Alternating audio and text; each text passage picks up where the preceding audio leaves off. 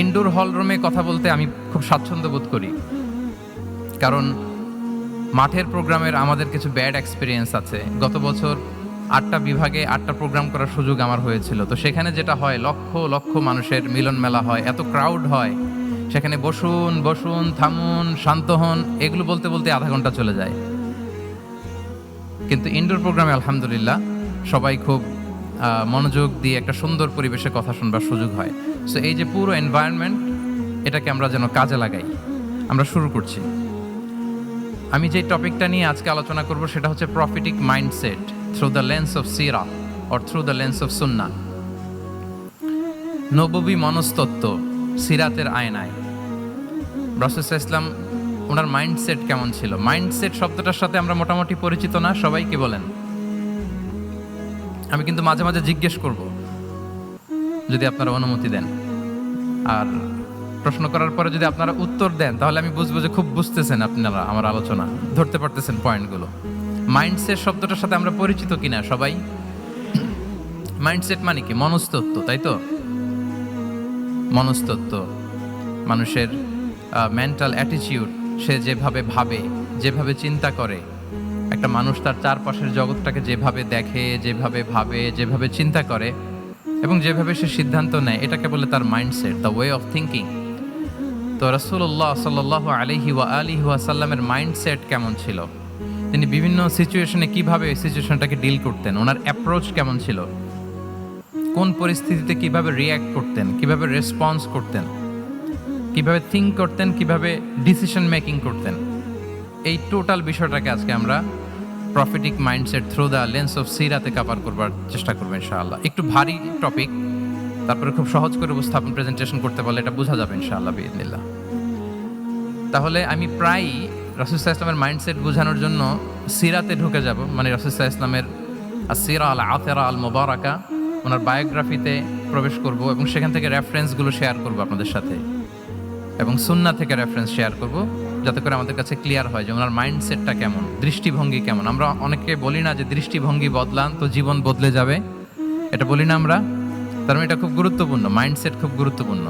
আজকের এই শেষ অধিবেশনে আমরা প্রফিটিক মাইন্ডসেট নিয়ে কথা বলবো ইনশাআল্লাহ। প্রথম হচ্ছে গড সেন্ট্রিক মাইন্ডসেট, 2 নম্বরে ভিশন ওরিয়েন্টেড, 3 নম্বরে উইজডম ড্রিভেন, 4 নম্বরে রিফর্ম সেন্ট্রিক, 5 নম্বরে ওপেন মাইন্ডেড, 6 নম্বর এন্টারপ্রেনাল, 7 নম্বর কনসিডারেট, 8 নম্বর ট্রান্সপারেন্ট, 9 নম্বর এপ্রিসিয়েটিভ, 10 নম্বর হচ্ছে ফ্লেক্সিবল, 11 নম্বর অপটিমিস্টিক, 12 নম্বর হচ্ছে রেজিলিয়েন্ট। এই 10টা mindset based on my research, আমার ক্ষুদ্র গবেষণা আমি খুঁজে পেয়েছি যে রাসূল সাল্লাল্লাহু আলাইহি ওয়াসাল্লাম এই ধরনের মানসিকতার অধিকারী ছিলেন, এই অ্যাপ্রোচের অধিকারী ছিলেন। তো এই 12টা পয়েন্টে যদি 5 মিনিট করেও কথা বলি, তাহলে 5-12 প্রায় 60 মিনিট, 1 ঘন্টা। তো আপনাদের কি ধৈর্য কুলাবে 1 ঘন্টা সময় ব্যয় করা? আল্লাহু আকবার, মাশাআল্লাহ, তাবারাকাল্লাহ। তো আমরা শুরু করি, দেখি কতটুকু আপনারা এনজয় করেন। প্রথম যেই মাইন্ডসেটটা নিয়ে আমরা আলোচনা করব সেটা হচ্ছে গড সেন্ট্রিক মাইন্ডসেট বা আল্লাহ সেন্ট্রিক মাইন্ডসেট। অর্থাৎ রাসূল সাল্লাল্লাহু আলাইহি ওয়াসাল্লাম যে কোনো কাজে তিনি আল্লাহ তাআলাকে ফিল করতেন, আল্লাহ তাআলাকে তিনি অনুভব করতেন, ফিল করতেন। সব কিছু ছিল আল্লাহ তাআলা কেন্দ্রিক। যাই তিনি করতেন না কেন, একজন মহান সত্তার সন্তুষ্টির জন্যই তিনি সেটা করতেন। তিনি কে? আওয়াজ করে বলুন, তিনি কে? আল্লাহ সুবহানাহু ওয়া তাআলা। তার সন্তুষ্টির জন্যই তিনি সব কিছু করতেন এবং সব সময় তিনি এটা ফিল করতেন যে আমার আসল ভরসা স্থল হচ্ছে আল্লাহ তাআলা। আসল ভরসা স্থল কে? আল্লাহ তাআলা। এবং আল্লাহকেই তিনি ওনার নিজের অভিভাবক হিসেবে সবসময় চিন্তা করতেন।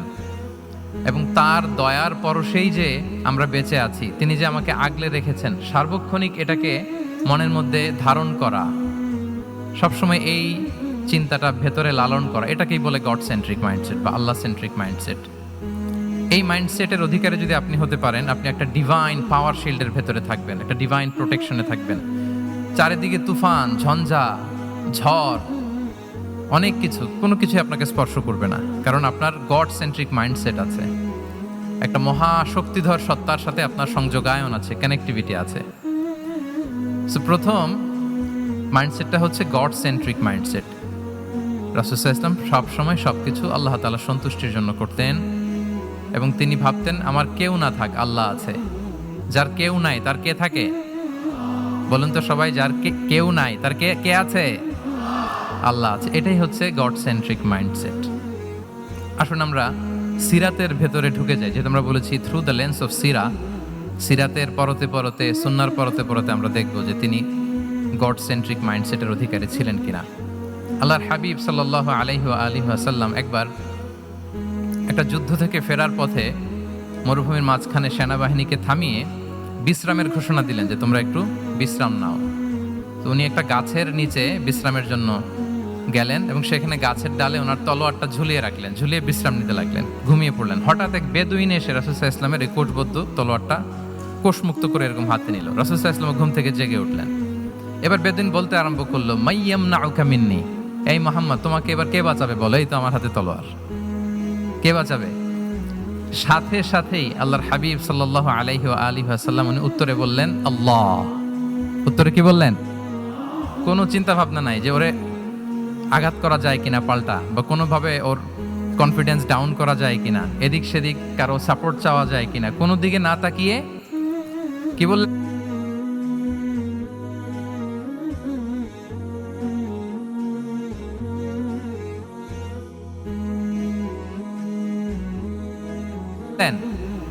আওয়াজ করে বলুন সবাই, কি বললেন?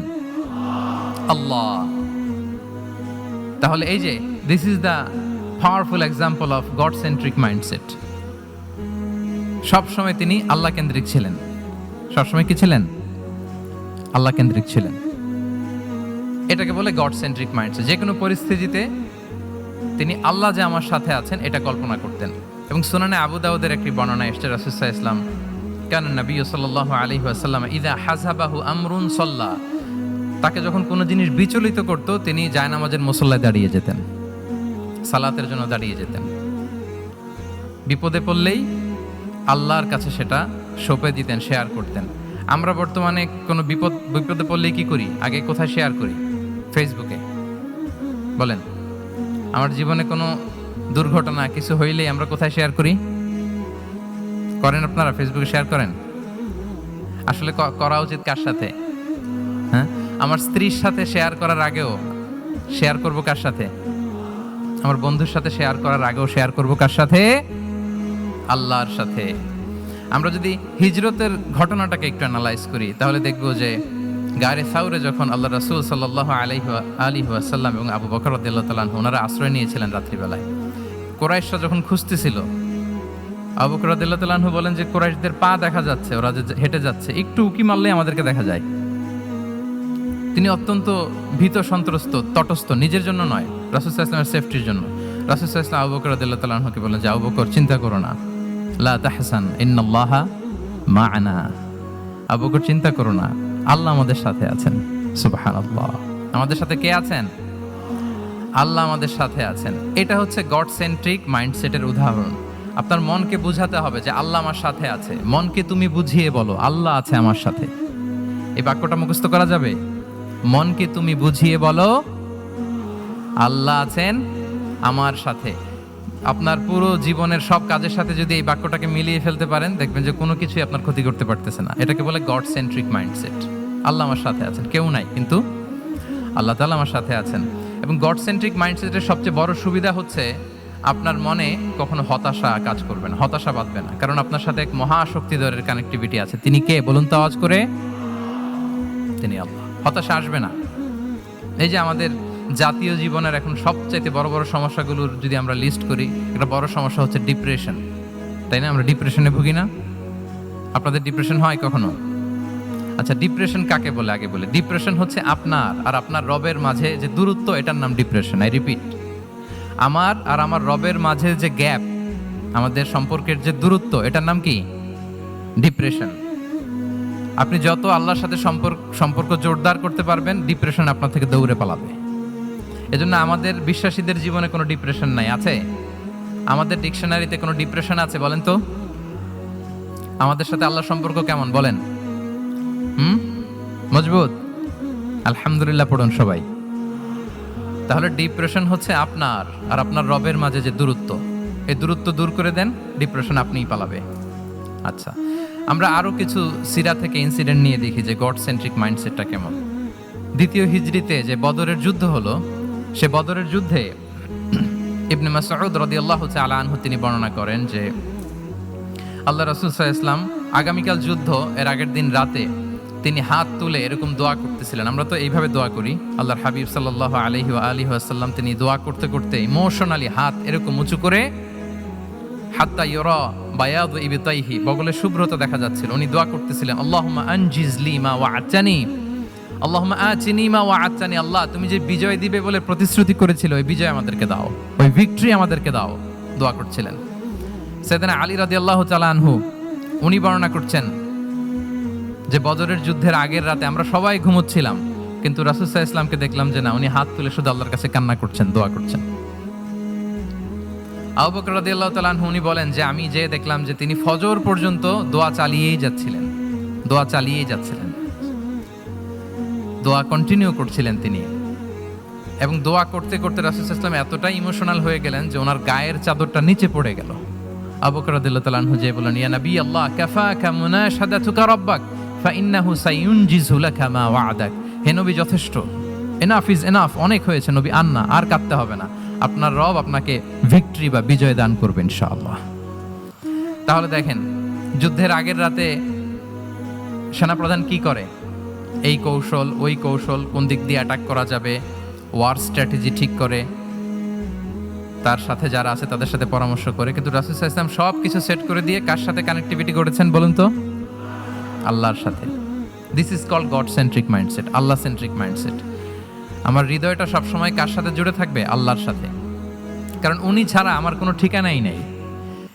এই যে একটা নাশিদ বাংলাদেশে আমি শুনেছিলাম, তুমি ছাড়া প্রভু আমি, শুনেছেন আপনারা?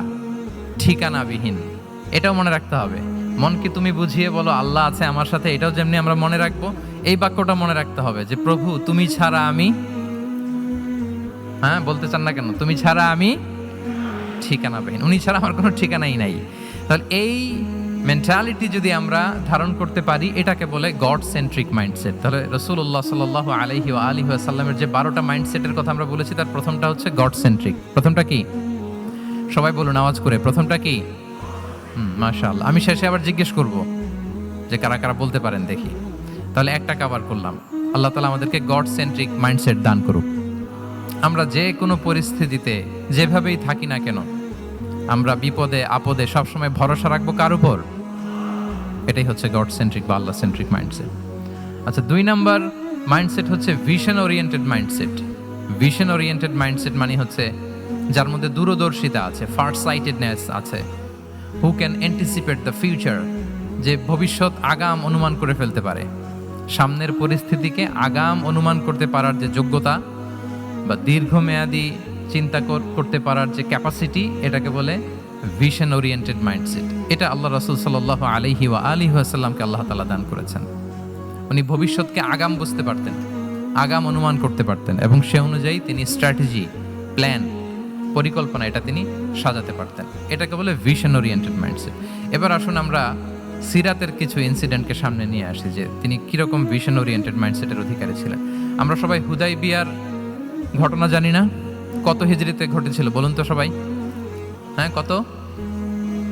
6ষ্ঠ হিজরিতে। লাকাদ সাদাকাল্লাহু রাসূলাহু রুইয়া বিল হক লাতাদখুলুন্নাল মাসজিদাল হারামা ইনশাআল্লাহু আমিনিন। রাসূল সাল্লাল্লাহু আলাইহি ওয়াসাল্লাম 6ষ্ঠ হিজরিতে মদিনায় স্বপ্নে দেখলেন যে তিনি উমরা করতে যাচ্ছেন। তো নবীদের স্বপ্ন এটা কেবল স্বপ্ন নয়, এটা আল্লাহর পক্ষ থেকে ওয়াহি, রেভেলেশন, ওয়াহি। তো সেই হিসেবে তিনি 1400 সাহাবা নিয়ে উমরা করতে চলে গেলেন মক্কায়, কিন্তু মক্কাবাসী ঢুকতে দিল না, থামিয়ে দেয়া হলো। তো তখন একটা চুক্তি হয়েছিল, ভাইজান mobile should be in pocket. এই যে আপনি বলেছিলাম যে অডিয়েন্সে আমরা কেউ ভিডিও ধারণ করবো না ইনশাআল্লাহ, আপনারা কথা দিয়েছিলেন আমরা 1-to-1 brain to brain connection করব, ভিডিও করবেন না প্লিজ।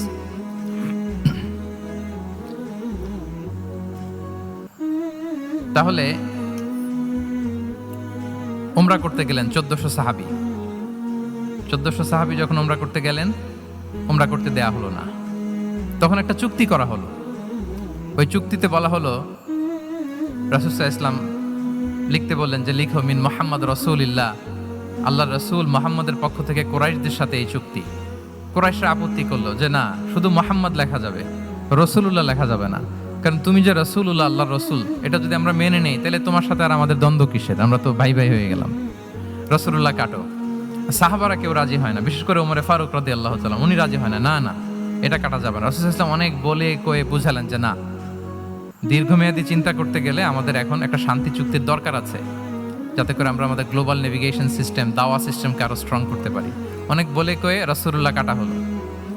এরপর তারা বলে চুক্তিতে লিখো যে এই বছর উমরা করতে দেয়া হবে না, এই বছর ফিরে যাবেন আপনারা সবাই। এটাও সাহাবারা রাজি হয় না, আল্লাহ রাসূল সাল্লাল্লাহু আলাইহি ওয়াসাল্লাম রাজি হলেন।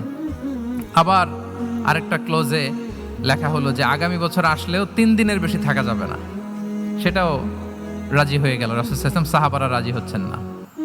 এরপর মক্কা থেকে কোনো লোক মদিনায় গেলে মদিনাবাসী তাকে রাখতে পারবে না, ফেরত দিতে হবে। কিন্তু মদিনা থেকে কোনো লোক মক্কায় আসলে মক্কাবাসী তাকে ফেরত দিতে বাধ্য থাকবে না। দেখেন, একটার পর একটা মুসলমানদের বিরুদ্ধে সব ক্লোজ যাচ্ছে, কোন সাহাবীরাই রাজি হচ্ছেন না। কিন্তু আল্লাহ রাসূল সাল্লাল্লাহু আলাইহি ওয়া আলিহি ওয়াসাল্লাম তিনি বললেন যে না, লিখো লিখো। ওমরে ফারুক রাদিয়াল্লাহু তাআলা আনহু এতটাই রাগান্বিত হলেন, তিনি প্রশ্ন করলেন, ইয়া রাসূলুল্লাহ, আলাইসা আনতা নাবিয়্যুন হক? আপনি এই যে কম্প্রোমাইজের পর কম্প্রোমাইজ করে যাচ্ছেন, আপনি কি সত্য নবী নন, সত্য রাসূল নন? আলাসনা আলা দীনিন হক, আমরা কি সত্যের উপর প্রতিষ্ঠিত নই? আলাইসাল কুরআনু কিতাবুন হক, তো সব যদি সত্য হয় আপনি কেন এগুলো মানছেন? রাসূল সাল্লাল্লাহু আলাইহি ওয়াসাল্লাম বললেন যে ওমর, তুমি বাদ সেদো না, মেনে নাও। মেনে নিলেন, এবং এই মেনে নেওয়াটাকে আল্লাহ ভিক্টরি বলে ঘোষণা দিলেন, বিজয় বলে। আল্লাহু আকবার। ইন্না ফাতাহনা লাকা ফাতহাম মুবিনা। এবং হুদাইবিয়ার এই সন্ধি থেকেই বেসিকলি মক্কা বিজয় ওইদিকে ত্বরান্বিত হয়েছে গতি প্রবাহটা। কারণ রাসূল সাল্লাল্লাহু আলাইহি ওয়াসাল্লাম অনেক দূর দেখেছেন, সাহাবারাই সামনের কিছু বিষয়ে তারা খেয়াল করছেন, কিন্তু রাসূলুল্লাহ সাল্লাল্লাহু আলাইহি ওয়াসাল্লাম তিনি অনেক দূর দেখতে পাচ্ছেন। আচ্ছা বলেন, 3 তলার উপর থেকে একজন একটা ভিউ দেখতে পায়, আর 30 তলা উপর থেকে আরেকজন একটা কন্ডোমিনিয়ামের উপর থেকে একটা পানোরামিক ভিউ দেখতে পায়, দুইজনের ভিউ দেখা কি একরকম হয়? বলেন, একরকম হবে? কখনোই হবে না।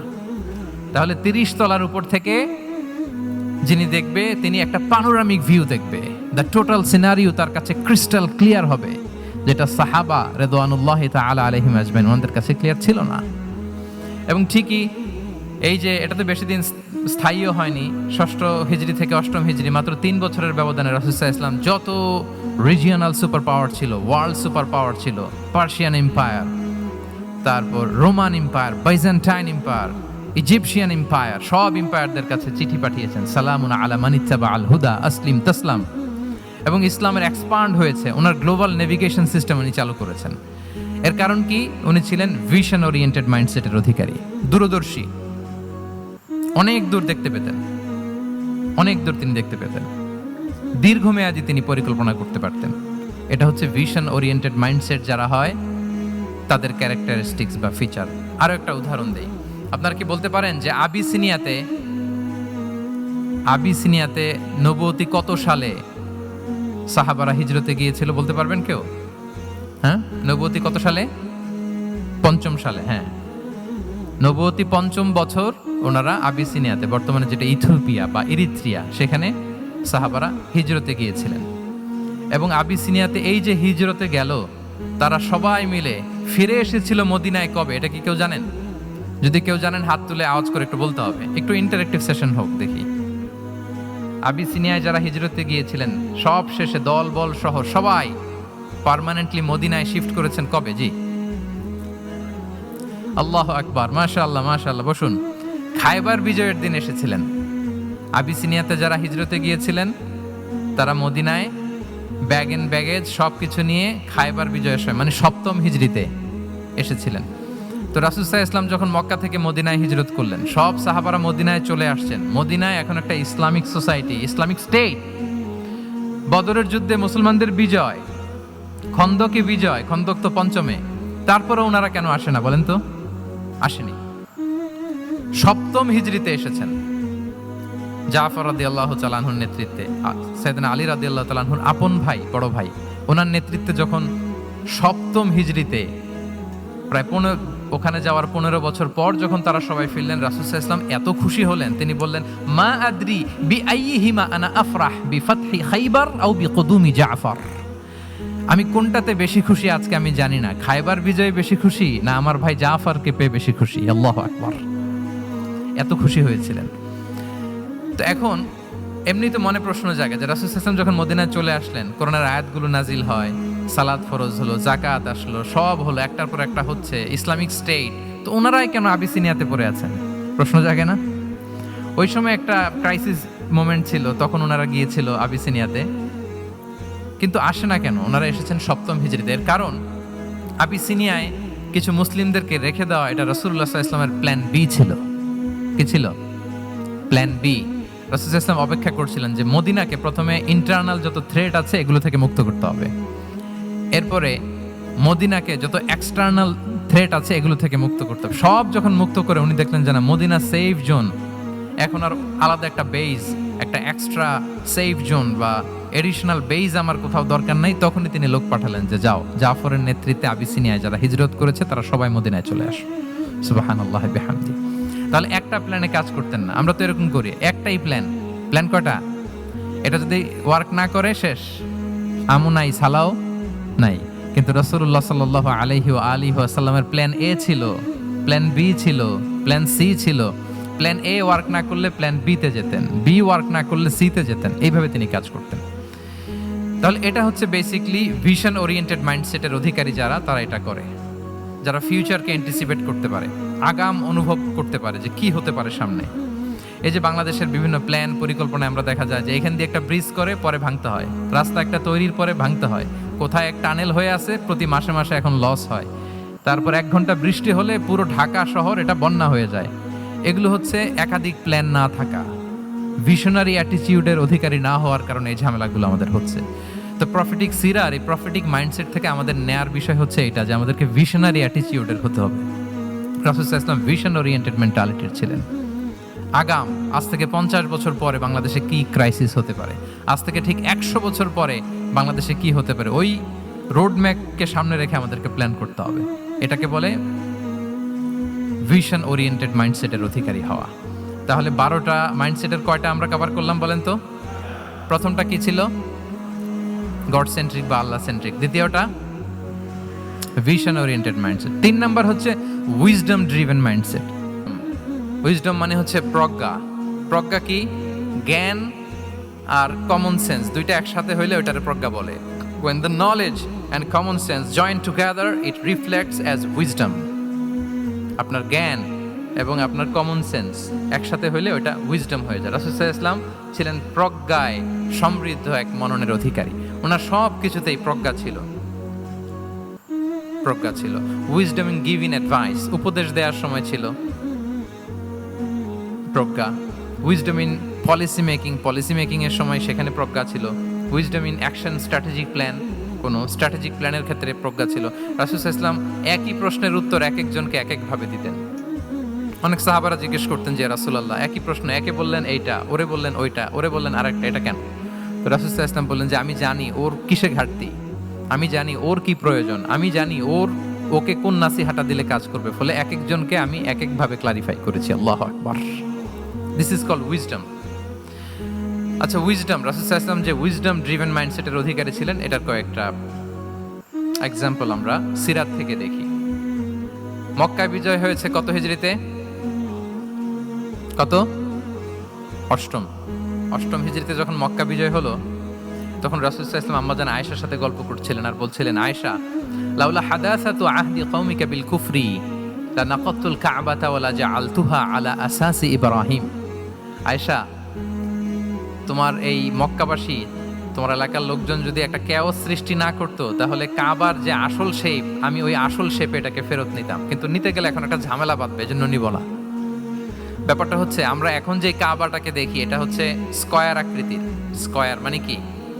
বর্গাকৃতি, তাই তো? বর্তমান কাবা কোন আকৃতির বলেন তো? একটা বড় কিউবের সাইজ না? দূর থেকে দেখলে মনে হয় একটা বড় কিউবের সাইজ, কিউবের আকৃতি মানে স্কয়ার, চতুর্ভুজ। কিন্তু সাইয়েদানা ইব্রাহিম আলাইহিস সালাম যে কাবা নির্মাণ করেছিলেন এটা কিন্তু এরকম কিউব ছিল না, ওটা ছিল রেক্ট্যাঙ্গেল। রেক্ট্যাঙ্গেল ছিল, মানে আয়তাকৃতির ছিল, এরকম লম্বা।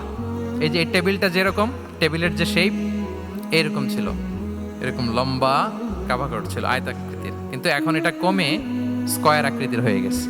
এর কারণটা কি? কাবা একবার ওখানে অগ্নিকাণ্ড ঘটার কারণে ধ্বংস হয়েছিল, ফলে কাবাকে আবার রিনোভেশন করা লেগেছিল, পুনর্নির্মাণ। তো কোরাইশরা সিদ্ধান্ত নিয়েছিল কাবা পুনর্নির্মাণে আমরা কোনো হারাম টাকা ইউজ করব না, যার কাছে যত হালাল টাকা আছে নিয়ে আসা হলো। কিন্তু হালাল টাকা যতটুকু জমা হয়েছে এটা দিয়ে পুরো কাবা নির্মাণ হয় না, অর্ধেক হয়। ফলে কাবা যে আয়তাকৃতির ছিল সেটা না হয়ে গেছে কি বলেন, বর্গাকৃতির, মানে স্কয়ার। ওই স্কয়ার কাবাই আজ পর্যন্ত রয়ে গেছে। কিন্তু ওই যে আয়তক্ষেত্রের যে শেপের মধ্যে যতটুকু জায়গা বাকি ছিল ওইখানে দেখবেন একটা ক্রিসেন্টের মতো আছে, হেজরে ইসমাইল, হাতিমে কাবা বলে। ওইটার ভিতরে নামাজ পড়া আর কাবার ভিতরে নামাজ পড়া একই হুকুম। ওইটার ভিতরে নামাজ পড়া আর কাবার ভিতরে নামাজ পড়া কি একই হুকুম। ফলে ওই হাতিমের ভেতরে ফরজ সালাত আদায় হয় না, নফল সুন্নাত পড়া যায়। এমনকি কাবার ভেতরেও ফরজ সালাত আদায় করলে আদায় হবে না, কারণ নামাজের ফরজের মধ্যে একটা ফরজ হচ্ছে ইলা জিহাতিল কাবা, টু দ্য ডাইরেকশন অফ কেবলা। আপনার কেবলা মুখী হইতে হবে না, আপনি তো কাবার ভিতরে ঢুকে গেছেন, এখন কাবা কোন দিকে? কাবা তো নাই, বের হইতে হবে। বের হয়ে কাবা মুখী হলে সালাত হবে। I think you got the point.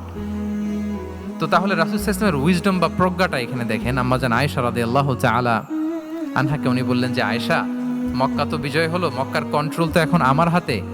চাইলে আমি কাবাকে ভেঙে সেই ইব্রাহিম আলাইহিস সালামের যে বেইজ ওরকম লম্বা করে শেপ দিতে পারি, কিন্তু দিব না, কেননা দিলে মক্কা একটা ক্যাওস হতে পারে। কি হতে পারে?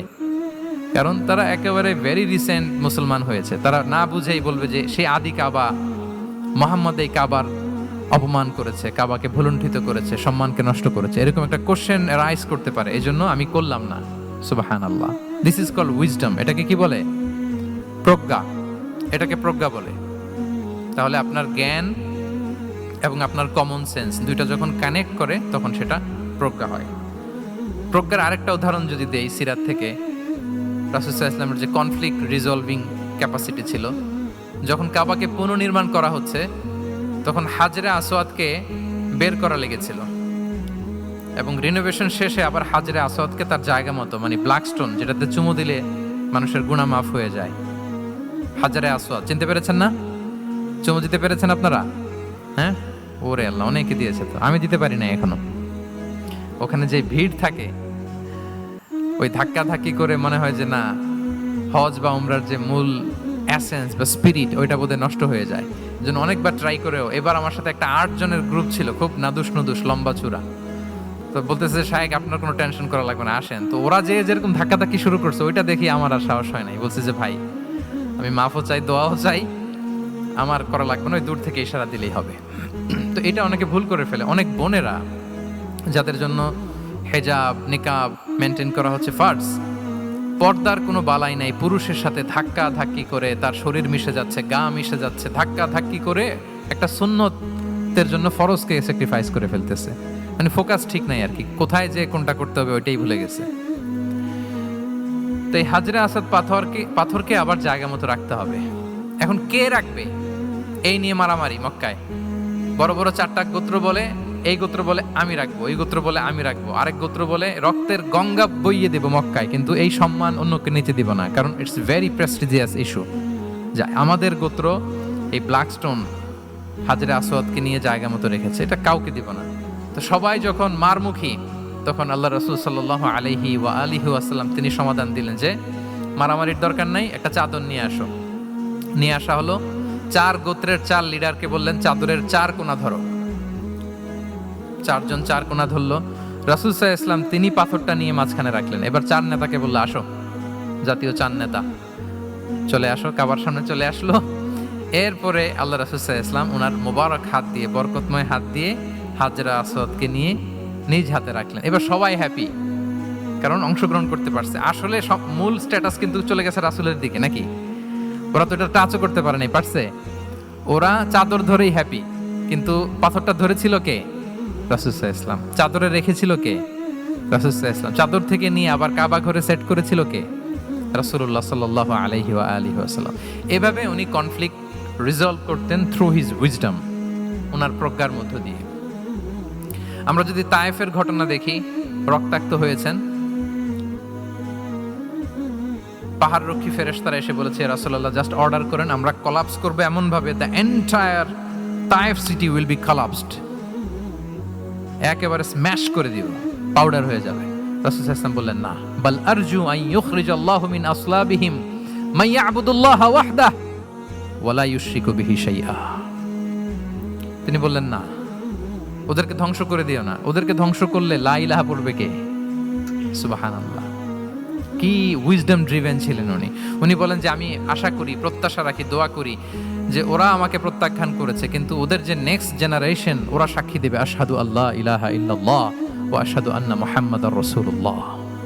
এবং তাই হয়েছে। এখন তায়েফে যান, চারদিক থেকে আল্লাহু আকবার ধ্বনিতে মুখরিত তায়েফ, এবং এত চমৎকার শহর, এটা একটা ট্যুরিস্ট ডেস্টিনেশন হয়ে গেছে। সৌদি আরবিয়াতে যারা যায়, তায়েফ না গেলে লোকদের ভালো লাগে না। ঠান্ডা, সবুজ শ্যামল, রেইনফল হয়, ফলমূল পাওয়া যায়। আব্দুল্লাহ ইবনে আব্বাস রাদিয়াল্লাহু তাআলা আনহুর স্মৃতিধন্য মসজিদ আছে, অনেকগুলো ইউনিভার্সিটি আছে, ইসলামিক ইনস্টিটিউশন আছে।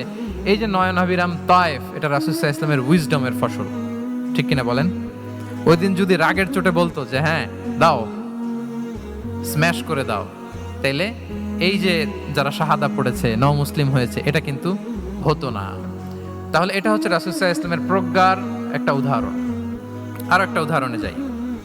রাসূল সাল্লাল্লাহু আলাইহি ওয়াসাল্লাম যখন আকাবার দ্বিতীয় শপথ করে ফেললেন ইয়াসরিববাসীর সাথে, তখনও মদিনা হয়নি, তো তখন মদিনাবাসী বলল যে রাসূলুল্লাহ, আপনি তো এখনো হিজরত করবেন না, তো আমাদেরকে কোরআন শিখাবে কে, সালাত শিখাবে কে? আপনি একজন দায়ী পাঠান, আমাদের সাথে একজন টিচার দেন। রাসূল সাল্লাল্লাহু আলাইহি ওয়াসাল্লাম তখনও মদিনাতে হিজরতে যাননি, আমাদের সাথে একজন দায়ী পাঠাবেন। তো রাসূল সাল্লাল্লাহু আলাইহি ওয়াসাল্লাম একজনকে দায়ী হিসেবে পাঠিয়েছিলেন। বলেন ওই দায়ীর নাম কি? কি নাম? মুসআব ইবনে উমাইর রাদিয়াল্লাহু তাআলা আনহু, যিনি উহুদের যুদ্ধে শহীদ হয়েছিলেন, উনাকে পাঠিয়েছিলেন। দেখেন, উনি আবু বকর রাদিয়াল্লাহু তাআলা আনহুকে পাঠান নাই, পাঠিয়েছেন ওমর ফারুককে, ওসমান রাদিয়াল্লাহু তাআলা আনহু, আলী রাদিয়াল্লাহু তাআলা আনহু, কাউকে পাঠাইছেন? কারে পাঠালেন? মুসআবকে। এর কারণ হচ্ছে উনি দেখতে খুব স্মার্ট ছিলেন, খুব ড্যাশিং ফেসের অধিকারী ছিলেন, এলিট ফ্যামিলি, মক্কার এলিট ফ্যামিলির একজন যুবক ছিলেন, এবং উনি সবচাইতে দামি দামি পারফিউম কালেক্ট করে ওইটা দিতেন। উনি মক্কার কোনো রাস্তা দিয়ে হেঁটে গেলে লোকজন বুঝতো এই রাস্তা দিয়ে কিছুক্ষণ আগে হেঁটে গিয়েছে মুসআব ইবনে উমাইর। সুবহানাল্লাহ। আমরা বাংলায় বলি না যে আগে দর্শনদারি পরে গুণবিচারী?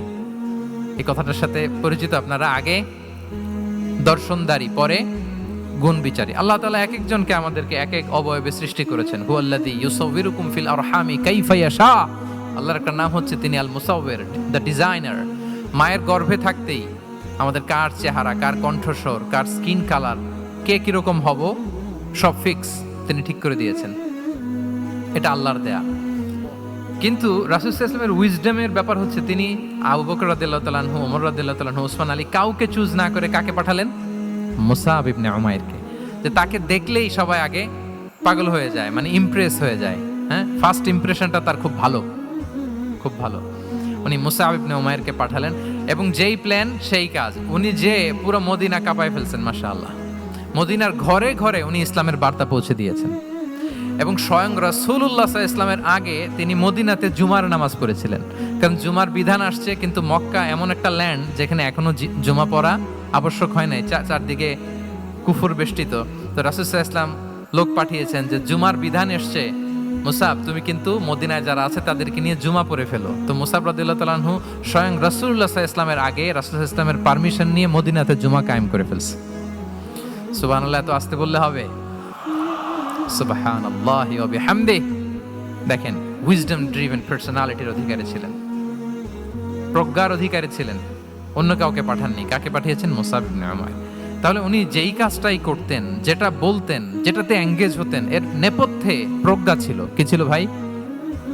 উইজডম ছিল। আল্লাহ যেন সেই উইজডম আমাদেরকে দান করেন, আল্লাহ যেন সেই প্রজ্ঞা দিয়ে আমাদেরকে সমৃদ্ধ করেন। আমরা সবাই পড়ি আমিন। তাহলে কয়টা গেল? 3টা। 4 নাম্বার হচ্ছে রিফর্ম সেন্ট্রিক মাইন্ডসেট, মানে রাসূল সাল্লাল্লাহু আলাইহি ওয়াসাল্লাম সংস্কারবাদী ছিলেন আর কি। ভুলভাল দেখলে রিফর্ম করতেন, ইসলাহ করতেন, সংস্কার। এখন তো এই যে অনেকগুলো সংস্কার কমিটি হলো দেখলাম বাংলাদেশে, খুব সুন্দর, বিভিন্ন বিষয়ে সংস্কার হচ্ছে। এবং স্বাধীনতার পরে আমাদের বয়স তো আর বেশি না, মানে সব দলের লোকেরা মিলে একসাথে এরকম বসা, এরপর রাষ্ট্রীয় ইস্যু নিয়ে ডিসকাস করা, এরপর মাঝে মাঝে আবার ওয়ার্কআউট করা, আবার একটু মিষ্টি ঝগড়া করা, আবার একটু ফান করা, এই সব কিছুর মধ্য দিয়ে জাতির জন্য ভাবা, নতুন নতুন চিন্তা প্রণয়ন, that's very good, I do appreciate, এটা দরকার। এমন বাংলাদেশই তো আমরা চেয়েছিলাম, ঠিক কিনা বলেন? এই যে রিফর্ম হচ্ছে, এটা অ্যাপ্রিসিয়েবল। রাসূল সাল্লাল্লাহু আলাইহি ওয়াসাল্লামের কিন্তু এই রিফর্ম সেন্ট্রিক মাইন্ডসেট ছিল। অন্যায় দেখলে, ভুলভাল দেখলে, অসঙ্গতি দেখলে, ইনকনসিস্টেন্সি দেখলে শুধরে দিতেন। শুদ্ধাচার অভিযান চালিয়েছেন, মক্কাতেও মদিনাতেও রিফর্ম করতেন। সব খারাপকে তিনি ভালো দিয়ে পরিবর্তন করে দিতেন। আসুন সিরাতের আয়নায়, থ্রু দ্য লেন্স অফ সিরা আমরা দেখি কিভাবে পরিবর্তন করতেন। রাসূল সাল্লাল্লাহু আলাইহি ওয়াসাল্লামের একটা আদত বা হ্যাবিট ছিল, তিনি কোনো ব্যক্তির বা কোনো স্থানের কোনো বাজে নাম বা খারাপ নাম দেখলে ওটা ভালো নামে চেঞ্জ করে দিতেন। মক্কা থেকে মদিনায় হিজরতের আগে মদিনার নাম ছিল ইয়াসরিব। কি ছিল? ইয়াসরিব মানে হচ্ছে প্রতিশোধ বা নিন্দা বা ক্ষোভ বা ভর্ৎসনা, সবগুলোই খুব বাজে মিনিং ডিনোট করে। রাসূল সাল্লাল্লাহু আলাইহি ওয়াসাল্লাম বললেন, আমি যেই শহরে হিজরত করব এই শহরের নাম ক্ষোভ, এই শহরের নাম হিংসা, এটা হইতে পারে? বলেন। রাহমাতাল লিল আলামিন, mercy and peace for the entire universe করে যাকে আল্লাহ পাঠিয়েছেন, উনি যেই শহরে থাকবেন ওই শহরের নাম প্রতিশোধের শহর, এটা হবে? উনি শহরের নাম চেঞ্জ করে দিলেন। উনি শহরের নাম দিলেন মদিনাতুন নবী। কি দিলেন? মদিনাতুন নবী, অথবা তওবা তয়্যিবা, চেঞ্জ করে দিলেন, পরিবর্তন করে দিলেন। এক এলাকায় যে বিষ্ণু ইসলাম দেখলেন যে গাছপালা হয় না, উনি বললেন মাসমু হাদিহিল আরদ, এই জায়গার নাম কি? সবাই বলে ইসমুহা গাদেরা। গাদেরা মানে হচ্ছে মাকান লা নাবাতা ফিহি ওয়ালা শাজার, এমন জায়গা যেখানে ঘাস লতাপাতা কিছুই জন্মায় না। রাসূল সাল্লাল্লাহু আলাইহি ওয়াসাল্লাম বললেন, এই জন্যই তো ঘাস জন্মায় না, নাম তো রাখছো খুব বাজে একটা নাম। রাসূল সাল্লাল্লাহু আলাইহি ওয়াসাল্লাম বললেন, আজ থেকে এলাকার নাম গাদেরা নয়, এলাকার নাম আজকে থেকে খাদেরা। কি নাম? খাদেরা মানে কি বলেন? সবুজ, গ্রিন, এভারগ্রিন, সবুজ শ্যামল। এবং রাসূল সাল্লাল্লাহু আলাইহি ওয়াসাল্লাম যখন গ্রিন ল্যান্ড নাম দিয়ে দিলেন, এরপর থেকে সবুজ শ্যামল করে আল্লাহ জায়গাটাকে বরকতময় করে দিলেন। Changing names. এক সুন্দরী নারীকে বললেন মাসমুকি, কি নাম? বলে আসিয়া। আসিয়া মানে অবাধ্য। রাসূল সাল্লাল্লাহু আলাইহি ওয়াসাল্লাম বললেন, তুমি এত সুন্দরী, you are a beautiful lady, আর কি বাজে একটা নাম রেখেছো আসিয়া। তুমি আসিয়া কেন হবে? আজকে থেকে তোমার নাম জামিলা, মানে তুমি সুন্দরী, রূপবতী। সুবহানাল্লাহ, সুন্দর একটা নাম দিয়ে দিলেন। এক সাহাবীর নাম ছিল হাজান। হাজান মানে রাফ এন্ড টাফ, রুক্ষ। রাসূল সাল্লাল্লাহু আলাইহি ওয়াসাল্লাম বললেন, না, হাজান না, তোমার নাম আজকে থেকে সাহাল। কি নাম? সাহাল। সাহাল মানে সহজ। উনি বলেন, যেদিন থেকে সাহাল রাখছি এর আগ পর্যন্ত নাকি ওনার অসুস্থতা, রোগ বালাই একটার পর একটা লেগেই থাকতো। যেদিন থেকে সাহাল, ওই দিন থেকে উনি বলেন যে আল্লাহ তাআলা নবীর এই নাম চেঞ্জ করে দেওয়ার বারাকায় আমার পুরো জীবনের সব কাজকে আল্লাহ তাআলা সহজ করে দিয়েছে। তাহলে রিফর্ম সেন্ট্রিক মাইন্ডসেট, আমরাও খারাপ কিছু দেখলে ভালো দিয়ে পরিবর্তন করব। কি বলেন? ইনশাআল্লাহ বলেন সবাই। আচ্ছা, এটা তো নাম চেঞ্জ করে দেয়া। এবার সোশ্যাল রিফর্ম তিনি কি কি করেছেন আমরা একটু দেখি। তিনি যখন যুবক, মক্কায় এক ইয়ামানি লোক ব্যবসা করতে এসে তার প্রোডাক্ট বিক্রি করার পরে, আস ইবনে ওয়াইল নামে এক লোকের কাছে বিক্রি করার পরে যখন দাম চাইতে গেল, আস বলে, আরে বেটা, আমরা মক্কার সন্তান, আমরা দাম দিব না। তো সে ভাবলো হয়তো আমার সাথে ঠাট্টা করেছে, হজের মৌসুম যাক, বেচাকেনা শেষ করে যাওয়ার পথে দামটা নিয়ে যাব। সে ফেরার দিন আবার গেল যে আমার তো জিনিসের দামটা আপনি দিলেন না। সে বলে, আমরা এই ভূখণ্ডের মালিক, আমরা দাম দেই না। এটা তো বড় জুলুম। সে কান্নাকাটি শুরু করলো। তার এই কান্নাকাটি দেখে আল্লাহ রাসূল সাল্লাল্লাহু আলাইহি ওয়াসাল্লাম ওনার চাচা জুবাইর ইবনে আব্দুল মুত্তালিব সহ ইয়াং স্টার যারা আছে, দ্য ইয়ুথ অফ মক্কা, তাদের সবাইকে নিয়ে একটা সোসাইটি করলেন। এই যে আমরা হালাফুল ফুদুলের নাম শুনি না, যেটা বাংলায় আমরা কি বলি? হিলফুল ফুজুল। এই নামে তো অনেক সংগঠন আছে বাংলাদেশে। কি বলেন? যুবকরা কোনো সংগঠন করলে কমনলি এই নামটা পছন্দ করে, হিলফুল ফুজুল। আসলে এটার মূল নাম ছিল হালাফুল মুত্তাইয়িবিন। তিব মানে হচ্ছে রং। রাসূল সাল্লাল্লাহু আলাইহি ওয়াসাল্লাম সবাই মিলে, তখন জাহিলি যুগে একটা কালচার ছিল, বালতি ভর্তি রঙের ভেতরে হাত ঢুকিয়ে দিত, দিয়ে এই রং সমেত হাতটা তারা পাথরের মধ্যে লাগাতো, সবার হাত ওইখানে দিত। মানে আমরা হাতে হাত রেখে কমিটেড, আমরা ঐক্যবদ্ধ হলাম। সেখান থেকে হয়েছে হালাফুল মুত্তাইয়িবিন, থেকে হালাফুল ফুদুল। ওনারা বলল যে না, আমরা সবাই থাকবো মাআল মাজলুমি দিদ্দা যালিম, আমরা মজলুমের পক্ষে থাকবো, জালেমের বিপক্ষে থাকবো। এবং যেই প্রতিজ্ঞা ওই কাজ। সবাই মিলে আস ইবনে ওয়াইলকে ধরলো, তার কাছ থেকে টাকা আদায় করে ওই ইয়ামানি ব্যবসায়ীর কাছে পৌঁছে দিয়ে তিনি মাজলুমকে সহায়তা করেছেন। সুবহানাল্লাহ।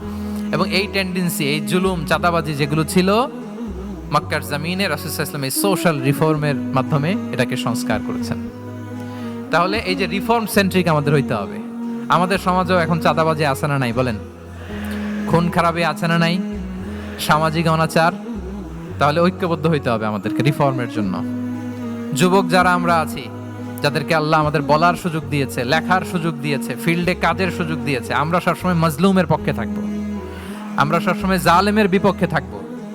আমাদের নীরবতা আর আমাদের নিশ্চুপ থাকাই জালিমদেরকে আরো বড় বড় জালিম বানিয়েছে। এজন্য নাহনু মাআল মাজলুম দিদ্দাল জালিম, এটা হচ্ছে আমাদের স্লোগান। আমরা কাদের সাথে? মজলুমের সাথে। আওয়াজ করে বলেন, কার সাথে? ইত্তাকু দাওয়াতাল মাজলুম। রাসূল সাল্লাল্লাহু আলাইহি ওয়াসাল্লাম বলেন, তোমরা মাজলুমের কান্নাকে ভয় করো, কেননা মাজলুমের কান্না আর আল্লাহর মাঝে কোনো ফারাক থাকে না, কোনো পর্দা থাকে না, বদদোয়া করলেই কবুল হয়ে যায়। তাহলে এভাবে রাসূলুল্লাহ সাল্লাল্লাহু আলাইহি ওয়া আলিহি ওয়াসাল্লাম তিনি সোশ্যাল রিফর্ম করেছেন। আমরা যদি ওনার পলিটিক্যাল রিফর্মের দিকে তাকাই, তাহলে দেখব যে আমরা যদি কনস্টিটিউশন অফ মদিনার কথা বলি, মদিনার কনস্টিটিউশন, এটা কিন্তু রাসূল সাল্লাল্লাহু আলাইহি ওয়াসাল্লাম করেছেন। মদিনা চার্টার, এত চমৎকার চার্টার পৃথিবী আর দেখেনি। ওইটা থেকেই এখন সব গোটা বিশ্বের সংবিধান। এই যে আমাদের সংবিধান সংস্কার কমিশন আছে না একটা, নিশ্চয়ই তারা ওইটা থেকে অনেক বেনিফিটেড হতে পারবেন। আমাদের যে মদিনা চার্টার রাসূল সাল্লাল্লাহু আলাইহি ওয়াসাল্লাম নিজে করা, এবং এটা একটা ইনক্লুসিভ চার্টার ছিল। মুসলিম, পেগানস, জুইশ, সব ধর্মের মানুষকে নিয়ে তিনি মদিনাতে ওয়ান উম্মাহ ঘোষণা দিয়েছিলেন। One Ummah, we are one Ummah. হোক তুমি পেগান মুশরিক, হোক তুমি জুইশ মানে ইহুদি, হোক তুমি মুসলিম, তুমি যেই ধর্মের হও না কেন, মদিনাকে রক্ষা করতে যে আমরা সবাই মিলে উম্মাহ ওয়াহিদা, আমরা সবাই মিলে কি উম্মাহ ওয়াহিদা। পৃথিবীর অনেক দেশ এই আইডিওলজিকে ধারণ করে হু হু করে এগিয়ে গিয়েছে। মালয়েশিয়াতে 3টা রেস, আমি তো প্রায় এক যুগ ওখানে, আমার 2টা ডিগ্রি ওখান থেকে, মাস্টার্স পিএইচডি। আমি কাছ থেকে তাদেরকে দেখার সুযোগ পেয়েছি। ওখানে মালয়েরা আছে, তামিলরা আছে, চাইনিজরা আছে, 3 জাতি মিলে ওদের স্লোগান হচ্ছে সাতু মালয়েশিয়া। মালয় ভাষায় সাতু মানে হচ্ছে ওয়ান, মালয় ভাষায় সাতু মানে কি ওয়ান। সাতু মালয়েশিয়া মানে আমরা হতে পারি চাইনিজ, হতে পারি তামিল, কিংবা হতে পারি মালয় ভূমিপুত্রা, কিন্তু সবাই মিলে দেশের স্বার্থে আমরা সবাই কি এক। এটাই লাগবে আমাদের নতুন বাংলাদেশে। জুলাই আপরাইজিং এর পরে আমাদের এই ঐক্যবদ্ধ থাকার বাংলাদেশ আমরা চাই কি চাই না বলেন? সাম্রাজ্যবাদকে রুখে দিতে, যে কোনো ষড়যন্ত্রকে রুখে দিতে ঐক্যবদ্ধ থাকার কোনো বিকল্প নাই, ঠিক কিনা বলেন? ঐক্যবদ্ধ থাকতে হবে আমাদেরকে, যেটা রাসূলুল্লাহ সাল্লাল্লাহু আলাইহি ওয়া আলিহি ওয়াসাল্লাম মদিনা চার্টারে আমাদেরকে শিখিয়েছেন যে আমরা ওয়ান উম্মাহ। তাহলে খারাপ নাম দেখলে চেঞ্জ করতেন, সমাজে খারাপ কিছু দেখলে সংঘবদ্ধ হয়ে তার বিরুদ্ধে দাঁড়াতেন। পলিটিক্যাল রিফর্ম করেছেন ওয়ান উম্মাহ গঠনের মধ্য দিয়ে। ফিনান্সিয়াল রিফর্ম যদি বলি, শুধু financial reforms by prophet Muhammad peace be upon him, এটা নিয়ে লম্বা কথা বলা যেতে পারে। শুধু একটা উদাহরণ দিয়ে শেষ করি। বিদায় হজের ভাষণে উনি সুদকে চিরতরে কবরস্থ করেছেন, সুদকে চিরতরে কবরস্থ করেছেন, এবং এটা অন্যের জন্য না, নিজের ঘর দিয়ে শুরু করেছেন। উনি বলেছেন যে এই হানাহানি রক্তপাত এটা বন্ধ, আমার গোত্রের একটা এরকম রক্তের দাবি আছে, এটা আমি শেষ ঘোষণা করলাম। এরপর বললেন যে সুদ কবর দিলাম, অন্য জায়গা থেকে না, আমার পরিবার থেকে। রাসূল ইসলামের চাচা স্বয়ং আব্বাস রাদিয়াল্লাহু তাআলা আনহুর অনেক সুদের ট্রানজাকশন ছিল, ইন্টারেস্ট, সুদের ব্যবসা ছিল। রাসূল ইসলাম বলেন আজকে থেকে এই সুদ আমি চিরতরে মাটির নিচে কবর দিয়ে দিলাম। আল্লাহু আকবার। দেখেন সোশ্যাল রিফর্ম। তাহলে পরিবর্তন করতে হলে আগে নিজের ঘর থেকে, আগে কোত্থেকে? নাকি ওই ফ্যামিলি থেকে? হ্যাঁ, আমাদের মধ্যে যেটা হয়, আমরা ওয়াজ নসিহত বা ভালো কথা শুনলেই এটাকে ধরে নিই যে এটা ওর জন্য, ওর জন্য। মানে প্রত্যেকটা ওয়াজই যে আমার জন্য হইতে পারে, প্রত্যেকটা নসিহাতের যে প্রাইম অডিয়েন্স আমি হইতে পারি, এইটা আমাদের মাথায় কেন যেন আসে না।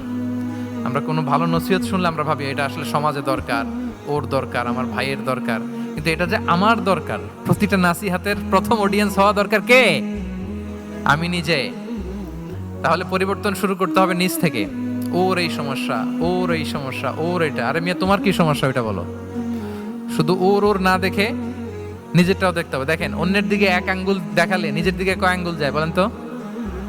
এই যে নিজের দিকে কিন্তু 3টা। আমি যদি এরকম করি তা আমার দিকে আসে 3টা। এজন্য নিজ থেকে, নিজের ফ্যামিলি থেকে আমরা সংস্কার শুরু করব। কি বলেন? ওমরে ফারুক রাদিয়াল্লাহু তাআলা আনহু যখন ফ্যামিলি মিটিং এ বসতেন, উনি ওনার সন্তানদেরকে বলতেন, শোনো তোমরা খলিফাতুল মুসলিমিন, আমিরুল মুমিনিনের সন্তান। তোমাদের কোনো বাজে কাজ যদি সমাজে আসে, তোমাদের কোনো অন্যায় যদি আমার কানে আসে, অন্যের জন্য যা শাস্তি তোমাদের জন্য হবে ডবল শাস্তি। ওমর ফারুক সন্তানদেরকে বলতেন, তোমরা যদি কোনো ভুল করো, একটা যদি হদ কায়েম করা লাগে এমন অন্যায় যদি করো, একটা হচ্ছে আল্লাহর দেয়া হদ, আর একটা হবে আমি ওমরের দেয়া হদ। আমার মতো খলিফাতুল মুসলিমিনের সন্তান হয়ে পাপ তুমি কেন করলে? দেখেন অন্যের বাচ্চা কি করছে, অন্যের, আমাদের তো ওই মেয়েটার সমস্যা, ওনার ছেলের সমস্যা, এগুলো আমার ছেলের যে কি অবস্থা, আমার পরিবারের যে কি হালাত, আমার স্ত্রীর যে কি দশা, ওইটা নিয়ে আমরা ভ্রুক্ষেপ করি না বা চিন্তা করি না। তাহলে সম্মানিত সুধীমণ্ডলী, আমরা পরিবর্তন শুরু করবো কোত্থেকে? অন্যের বাড়িঘর থেকে নাকি? হ্যাঁ, কোত্থেকে? নিজ থেকে। আল্লাহ তাআলা আমাদেরকে তৌফিক দান করুক। তাহলে কয়টা গেল? 4টা। এখন আপনারা তো ক্লান্ত হয়ে গেছেন মনে হচ্ছে, সময়ও অনেক হয়ে গেছে। আরো কয়েকটা পয়েন্ট বলা যাবে নাকি? হ্যাঁ, মোট কয়টা ছিল পয়েন্ট? সবগুলো শুনবেন? আচ্ছা, 5 নম্বরে হচ্ছে ওপেন মাইন্ডেড। আমার প্রিয় নবী বলেন ওপেন মাইন্ডেড ছিলেন না ন্যারো মাইন্ডেড? সবাই বলবেন, গ্যালারির সবাই আওয়াজ করে, তিনি ওপেন মাইন্ডেড না ন্যারো মাইন্ডেড ছিলেন? রাসূলুল্লাহ সাল্লাল্লাহু আলাইহি ওয়া আলিহি ওয়াসাল্লাম ওপেন মাইন্ডেড ছিলেন। যে কেউ ওনাকে অ্যাপ্রোচ করতেন পারতেন easily, he was very approachable. ছোট বড় আবাল বৃদ্ধ বনিতা ওনার সাথে কথা বলতে স্বাচ্ছন্দ্য বোধ করতো, ভয় পেত না। এজন্য সিরাতের পরতে পরতে দেখবেন এক শিশু এসে প্রশ্ন করে, নারী এসে প্রশ্ন করে, বৃদ্ধ এসে প্রশ্ন করে, বন্ধু এসে প্রশ্ন করে, শত্রু এসে কনভারসেশন করে, সবাই এসে ওনার সাথে কথা বলতে পারতো। সুবহানাল্লাহ। এবং এগুলো উনি অ্যাকোমোডেট করতে পারতেন। কি করতে পারতেন? অ্যাকোমোডেট করতেন। ছোট্ট একটা উদাহরণ দেই, আসির আল হালাবিয়া থেকে নেয়া একটা বিখ্যাত সিরাতের গ্রন্থ। বদরের যুদ্ধে রাসূল সাল্লাল্লাহু আলাইহি ওয়াসাল্লাম বদরের মাঠে সেনা ক্যাম্প স্থাপন করলেন। কি ক্যাম্প? সেনা ক্যাম্প স্থাপন করলেন। আল হুবাব ইবনুল মুনজির রাদিয়াল্লাহু তাআলা আনহু এক সাহাবী, উনি বললেন, ইয়া রাসূলুল্লাহ, এই যে সেনা শিবির যে এখানে স্থাপন করলেন, এটা কি আপনার নিজের ইচ্ছায় না আল্লাহর আদেশে? দেখেন, সেনাপতিরে কোনো সাধারণ সৈনিক এই প্রশ্ন করতে পারে? করলে চাকরি থাকবে? কিন্তু রাসূল সাল্লাল্লাহু আলাইহি ওয়াসাল্লামের কাছে সাহস নিয়ে আল হুবাব ইবনুল মুনজির বলে, ইয়া রাসূলুল্লাহ, এই যে সেনা শিবির স্থাপন করলেন, এটা কি আপনার ইচ্ছায় নাকি এটা ওয়াহী? রাসূল সাল্লাল্লাহু আলাইহি ওয়াসাল্লাম বললেন, না, এটা ওয়াহী না, এটা ওয়াহী না, বাল হুয়া রাই ওয়াল হারবু ওয়াল মাকিদা, না, এটা যুদ্ধের কৌশল হিসেবে আমি করেছি। আল হুবাব ইবনুল মুনজির বললেন, ইয়া রাসূলুল্লাহ, তাহলে সঠিক জায়গায় সেনা ক্যাম্প স্থাপন হয় নাই। রাসূলের দিকে তাকিয়ে বলতেছেন যে আপনি যেখানে করছেন ওখানে ঠিক হয় না ইয়া রাসূলুল্লাহ, আপনি অভয় দিলে আমি বলতে পারি কোথায় ঠিক হবে। রাসূল সাল্লাল্লাহু আলাইহি ওয়াসাল্লাম বললেন, তাই? আমি যেটা করছি এটা ঠিক হয় নাই, তাহলে কোনটা ঠিক বলো? উনি বললেন, ওই যে বদরে একটা কুয়া আছে যেখানে পানির ব্যবস্থা আছে, ওইটার সামনে ব্যারিকেড দিয়ে আমাদের শিবির করতে হবে। তাহলে আমরা বদরের কুয়া থেকে পানি খাইতে পারবো, সারাদিন পানি খাবো, আর কাফিররা যুদ্ধে তো মারা যাবে, পানির অভাবে মারা যাবে। সুবহানাল্লাহ পড়বেন না? রাসূল সাল্লাল্লাহু আলাইহি ওয়াসাল্লাম বললেন, আরে তাই তো, তুমি তো ঠিকই বলেছো, এভাবে তো আমি ভেবে দেখিনি। আবার তিনি অ্যানাউন্স করে দিলেন যে সেনা শিবির এখানে যেই তাবু টাঙানো হয়েছে এখান থেকে মুভ করে আল হুবাব যেখানে ইন্ডিকেট করেছে ঠিক ওই জায়গায় যে শিবির স্থাপন করো। তাহলে আওয়াজ করে বলুন, ওপেন মাইন্ডেড না ন্যারো মাইন্ডেড? আমরা অনেক সময় আমাদের অধীনস্থদের কথা শুনতে চাই না। অনেক সময় অধীনস্থদের মাথা থেকেও দারুণ দারুণ দুর্দান্ত আইডিয়া চলে আসতে পারে। ইগনোর করবেন না সব সময়, আপনি দেখবেন যে তার কাছ থেকে ভালো আইডিয়া এসছে কিনা। তাহলে রাসূল সাল্লাল্লাহু আলাইহি ওয়াসাল্লাম এটাকে ইগনোর না করে অ্যাকোমোডেট করলেন। সুবহানাল্লাহ। খন্দক যুদ্ধের কথা যদি দেখি, পরীক্ষা খননের অ্যাডভাইস কে দিয়েছিল? মক্কার কোন লোক? মদিনার? কে দিয়েছিল? সালমান আল ফারিসি। বাড়ি কোথায়? ইরান, পারস্য। হি ওয়াজ পার্সিয়ান বেসিক্যালি। তাহলে দেখেন, সেই পারস্য থেকে এসে বললেন যে এখানে পরীক্ষা খনন করলে ভালো হয়। 5.5 কিলোমিটার পরীক্ষা খনন করে ফেললেন। 4.5 মিটার প্রশস্ত, 3.5 মিটার হচ্ছে এটার ডেপথ। পুরো মদিনার সবাই মিলে এটা করে ফেললেন। তার মানে আমি সব বুঝি, আমি সব জানি, এই মেন্টালিটি থেকে আমাদের বেড়ে আসতে হবে। এটা হচ্ছে একটা ন্যারো মাইন্ডেড পার্সোনালিটির অধিকারী, যে আমি যেটা বলছি ওইটা, এটার পরে কোনো কথা নেই, এটা ভুল। বরং আমার টিমের মধ্যে থেকে যদি কোনো ভালো অপিনিয়ন আসে সেটা আমি রিভাইজ করব। কি বলেন, পারা যাবে না? তাহলে ওপেন মাইন্ডেড পার্সোনালিটি ছিলেন রাসূলুল্লাহ সাল্লাল্লাহু আলাইহি ওয়াসাল্লাম। 6 নম্বরে চলে যাই। 6 নম্বর মাইন্ডসেট হচ্ছে এন্টারপ্রেনাল মাইন্ডসেট। এন্টারপ্রেনার। এখন তো এটা আপনারা সবাই খুব বেশি শোনেন, এন্টারপ্রেনারশিপ, এন্টারপ্রেনার। এন্টারপ্রেনার মাইন্ডসেট আসলে অনেক কিছুর সমন্বয় হয়। এক নম্বর, যার প্রোঅ্যাক্টিভ অ্যাটিটিউড যাদের থাকে, solution focused, not problem focused. Problem সৃষ্টি হইলে ওইদিকে ফোকাস না করে কিভাবে সলিউশন করা যায় ওইদিকে ফোকাস করতেন। এরপর যে হিউম্যান রিসোর্সের ভালো ম্যানেজ করতে পারে, রিসোর্স কম কিন্তু to take the best out of this resource. অনেকে দেখবেন যে ছোট্ট জিনিসকে অর্গানাইজ করে এত সুন্দর প্রেজেন্টেশন করে, আবার অনেকের অনেক আছে কিন্তু সেটাকে প্রেজেন্ট করতে পারে না, এরকম আছে না নাই? রাসূল সাল্লাল্লাহু আলাইহি ওয়াসাল্লাম অল্প রিসোর্স দিয়ে অনেক বড় কিছু অ্যারেঞ্জ করতে পারতেন, সুবহানাল্লাহ। এবং he was a very good talent hunter. রাসূল সাল্লাল্লাহু আলাইহি ওয়াসাল্লাম একজন চৌকস ট্যালেন্ট হান্টার ছিলেন। He was a very good observer. সাহাবীদের কার কি ট্যালেন্ট এটা তিনি নোট করতেন। যার যে দক্ষতা তাকে তার ওই দক্ষতা দিয়ে ইসলামের সেবা করতে উৎসাহ দিতেন। যখনই কোনো প্রতিভাবান সাহাবীকে তিনি দেখেছেন, তিনি ইসলামের জন্য সেই প্রতিভাকে কাজে লাগানোর চেষ্টা করেছেন। একজনকে দিয়ে সবটা করেননি। আমাদের সমাজে এই একটা ভুল ধারণা আছে, আমরা অনেকে একজনের কাছ থেকে সব কামনা করি। একজন সব করতে পারে না, পারে? যারা পারেও কোনোটাই ভালোভাবে পারে না, সব পারে একটু একটু পারে। তো রাসূল সাল্লাল্লাহু আলাইহি ওয়াসাল্লাম ট্যালেন্ট হান্টার ছিলেন, যার যেখানে ট্যালেন্ট তাকে ওই কাজে লাগাতেন। বলেন তো খালিদ বিন ওয়ালিদ রাদিয়াল্লাহু তাআলা আনহুকে আল্লাহ রাসূল সাল্লাল্লাহু আলাইহি ওয়াসাল্লাম কি কাজে লাগিয়েছিলেন? অনেক পরে ইসলাম ধর্ম গ্রহণ করেছেন, কিন্তু যুদ্ধের অভিযানে পাঠিয়েছেন এবং পরবর্তীতে তিনি সেনাপ্রধান হয়েছিলেন মুসলিম ব্যাটালিয়নের। কারণ উনি ওয়ার স্ট্র্যাটেজি জানতেন। ওনার আক্রমণের কারণে তো উহুদের প্রান্তরে মুসলিমরা প্রায় নাস্তানাবুদ হওয়ার অবস্থা, তাই না? অনেক পরে আল্লাহ তাআলা ওনাকে ইসলামের জন্য কবুল করলেন। তাহলে উনি ওয়ার স্ট্র্যাটেজি জানতেন, ফলে রাসূল সাল্লাল্লাহু আলাইহি ওয়াসাল্লাম ওনাকে যুদ্ধের জন্য কাজে লাগিয়েছেন। তাহলে সবাইকে একটা দিলে হবে না, প্যারাসিটামল 3 বেলা সবার জন্য হবে নাকি যার যে রোগ সে অনুযায়ী প্রেসক্রিপশন? হ্যাঁ, খালিদ বিন ওয়ালিদ রাদিয়াল্লাহু তাআলা আনহু তিনি সমরবিদ ছিলেন, রণকৌশলী। ওনাকে বানিয়েছেন সেনাপ্রধান। আওয়াজ করে বলুন, কি প্রধান? উনি সেনাপ্রধান হয়েছিলেন। আচ্ছা, আপনারা হাসান বিন সাবিত রাদিয়াল্লাহু তাআলা আনহুর নাম শুনেছেন নিশ্চয়ই। ওনাকেও তো যুদ্ধের ময়দানে পাঠিয়েছেন না? ওনারা পাঠিয়েছেন। ওনারা দিয়ে কি করছেন বলেন? কবিতা লিখতেন। ওনার কাব্য প্রতিভা ছিল। উনি বেসিক্যালি যুদ্ধ করতে জানতেন না, এজন্য রাসূল সাল্লাল্লাহু আলাইহি ওয়াসাল্লাম যুদ্ধে ওনাকে পাঠাতেনও না। বিভিন্ন যুদ্ধে ওনাকে না পাঠিয়ে নারীদেরকে, মদিনার নারী শিশু ভালনারেবলস যারা আছে তাদেরকে দেখভাল করার জন্য মদিনায় উনি রেখে যেতেন, কারণ আল্লাহ তাআলা ওনাকে কাব্য প্রতিভা দিয়েছিলেন। ওনার এক এক কবিতা পড়লে গায়ের লোম খাড়া হয়ে যায়। You will have goosebumps, literally আপনার গায়ের পশম দাঁড়িয়ে যাবে। এবং উনি ওনার কবিতা দিয়ে মুসলিমদেরকে, সাহাবীদেরকে উজ্জীবিত করতেন। মসজিদে নববীতে আল্লাহ রাসূল সাল্লাল্লাহু আলাইহি ওয়াসাল্লাম ওনার মিম্বারের পাশে শুধু হাসান বিন সাবিত রাদিয়াল্লাহু তাআলা আনহুর জন্য আলাদা একটা মিম্বার বানিয়েছিলেন, যে হাসান তুমি ওখানে উঠে কবিতা লিখে আমার সাহাবাদেরকে উজ্জীবিত করবে জিহাদের জন্য। আল্লাহু আকবার। তাহলে একজনকে সেনাপ্রধান, আরেকজনকে জাতীয় কবি, আরেকজনকে হাসান বিন সাবিত রাদিয়াল্লাহু তাআলা আনহুকে কি বানালেন? জাতীয় কবি বানালেন। আচ্ছা, হুযাইফা ইবনে ইয়ামান রাদিয়াল্লাহু তাআলা আনহু, ওনার ছিল ডিটেকটিভ মাইন্ড, এজন্য ওনাকে রাসূল সাল্লাল্লাহু আলাইহি ওয়াসাল্লাম মদিনার গোয়েন্দা বিভাগের প্রধান বানিয়েছেন, head of detective division. Huzaifa Ibnul Yaman ছিলেন মদিনার কি? হেড অফ ইন্টেলিজেন্স, গোয়েন্দা বিভাগের প্রধান। মুআয ইবনে জাবাল রাদিয়াল্লাহু তাআলা আনহু প্রশাসনিক কাজ খুব ভালো বুঝতেন। মদিনার সবচাইতে বড় সিনিয়র আমলা ছিলেন মদিনা রাষ্ট্রের। মদিনা রাষ্ট্রের সবচাইতে সিনিয়র আমলা মুআয ইবনে জাবাল রাদিয়াল্লাহু তাআলা আনহুকে রাসূল সাল্লাল্লাহু আলাইহি ওয়াসাল্লাম কবিতা লেখার দায়িত্বও দেন নাই, গোয়েন্দাগিরি করতে দেন নাই, ওনাকে ইয়ামানের গভর্নর করে পাঠিয়েছেন। সুবহানাল্লাহ বিহামদি। তাহলে যার যে যোগ্যতা তাকে সেই জায়গায় কাজে লাগানো, এটাকে বলে এন্টারপ্রেনাল মাইন্ডসেট। এটা কি বলে? এন্টারপ্রেনাল মাইন্ডসেট। আল্লাহ হাবিব সাল্লাল্লাহু আলাইহি ওয়াসাল্লামের এই মাইন্ডসেট ছিল। 7 নম্বরে হচ্ছে কনসিডারেট। 7 নম্বরে কি? কনসিডারেট। আমি খুব দ্রুত শেষ করে যাব ইনশাআল্লাহ। আপনারা বোরিং হচ্ছেন না তো? ক্লান্ত হচ্ছেন কারা কারা দেখি হাত তোলেন। আচ্ছা, তাহলে একটা তাকবীর পড়ুন আওয়াজ করে, আল্লাহু আকবার।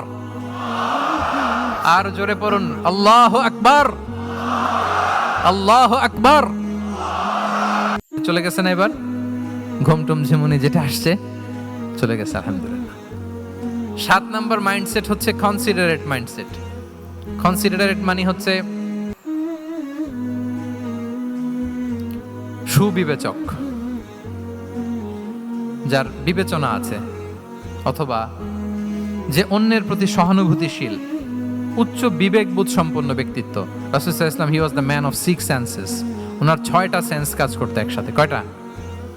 আমাদের করে কয়টা?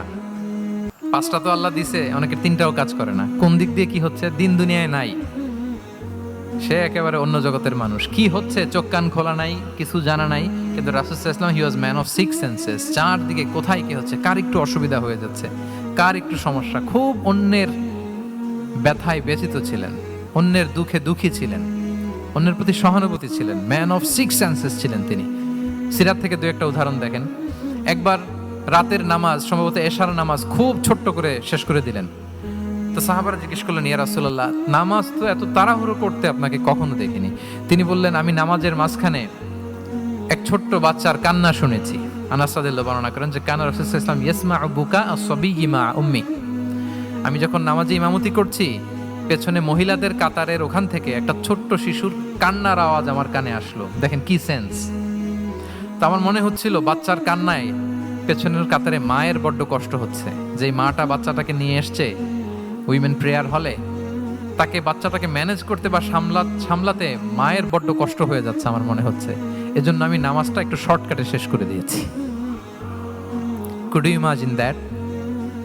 কি নবী আমরা পেয়েছি, কিরকম কনসিডারেট ছিলেন, কতটা সুবিবেচক ছিলেন, অন্যের প্রতি কতটা সহানুভূতিশীল ছিলেন তিনি, অন্যের যাতে কোনো সমস্যা না হয় এটা খেয়াল করতেন।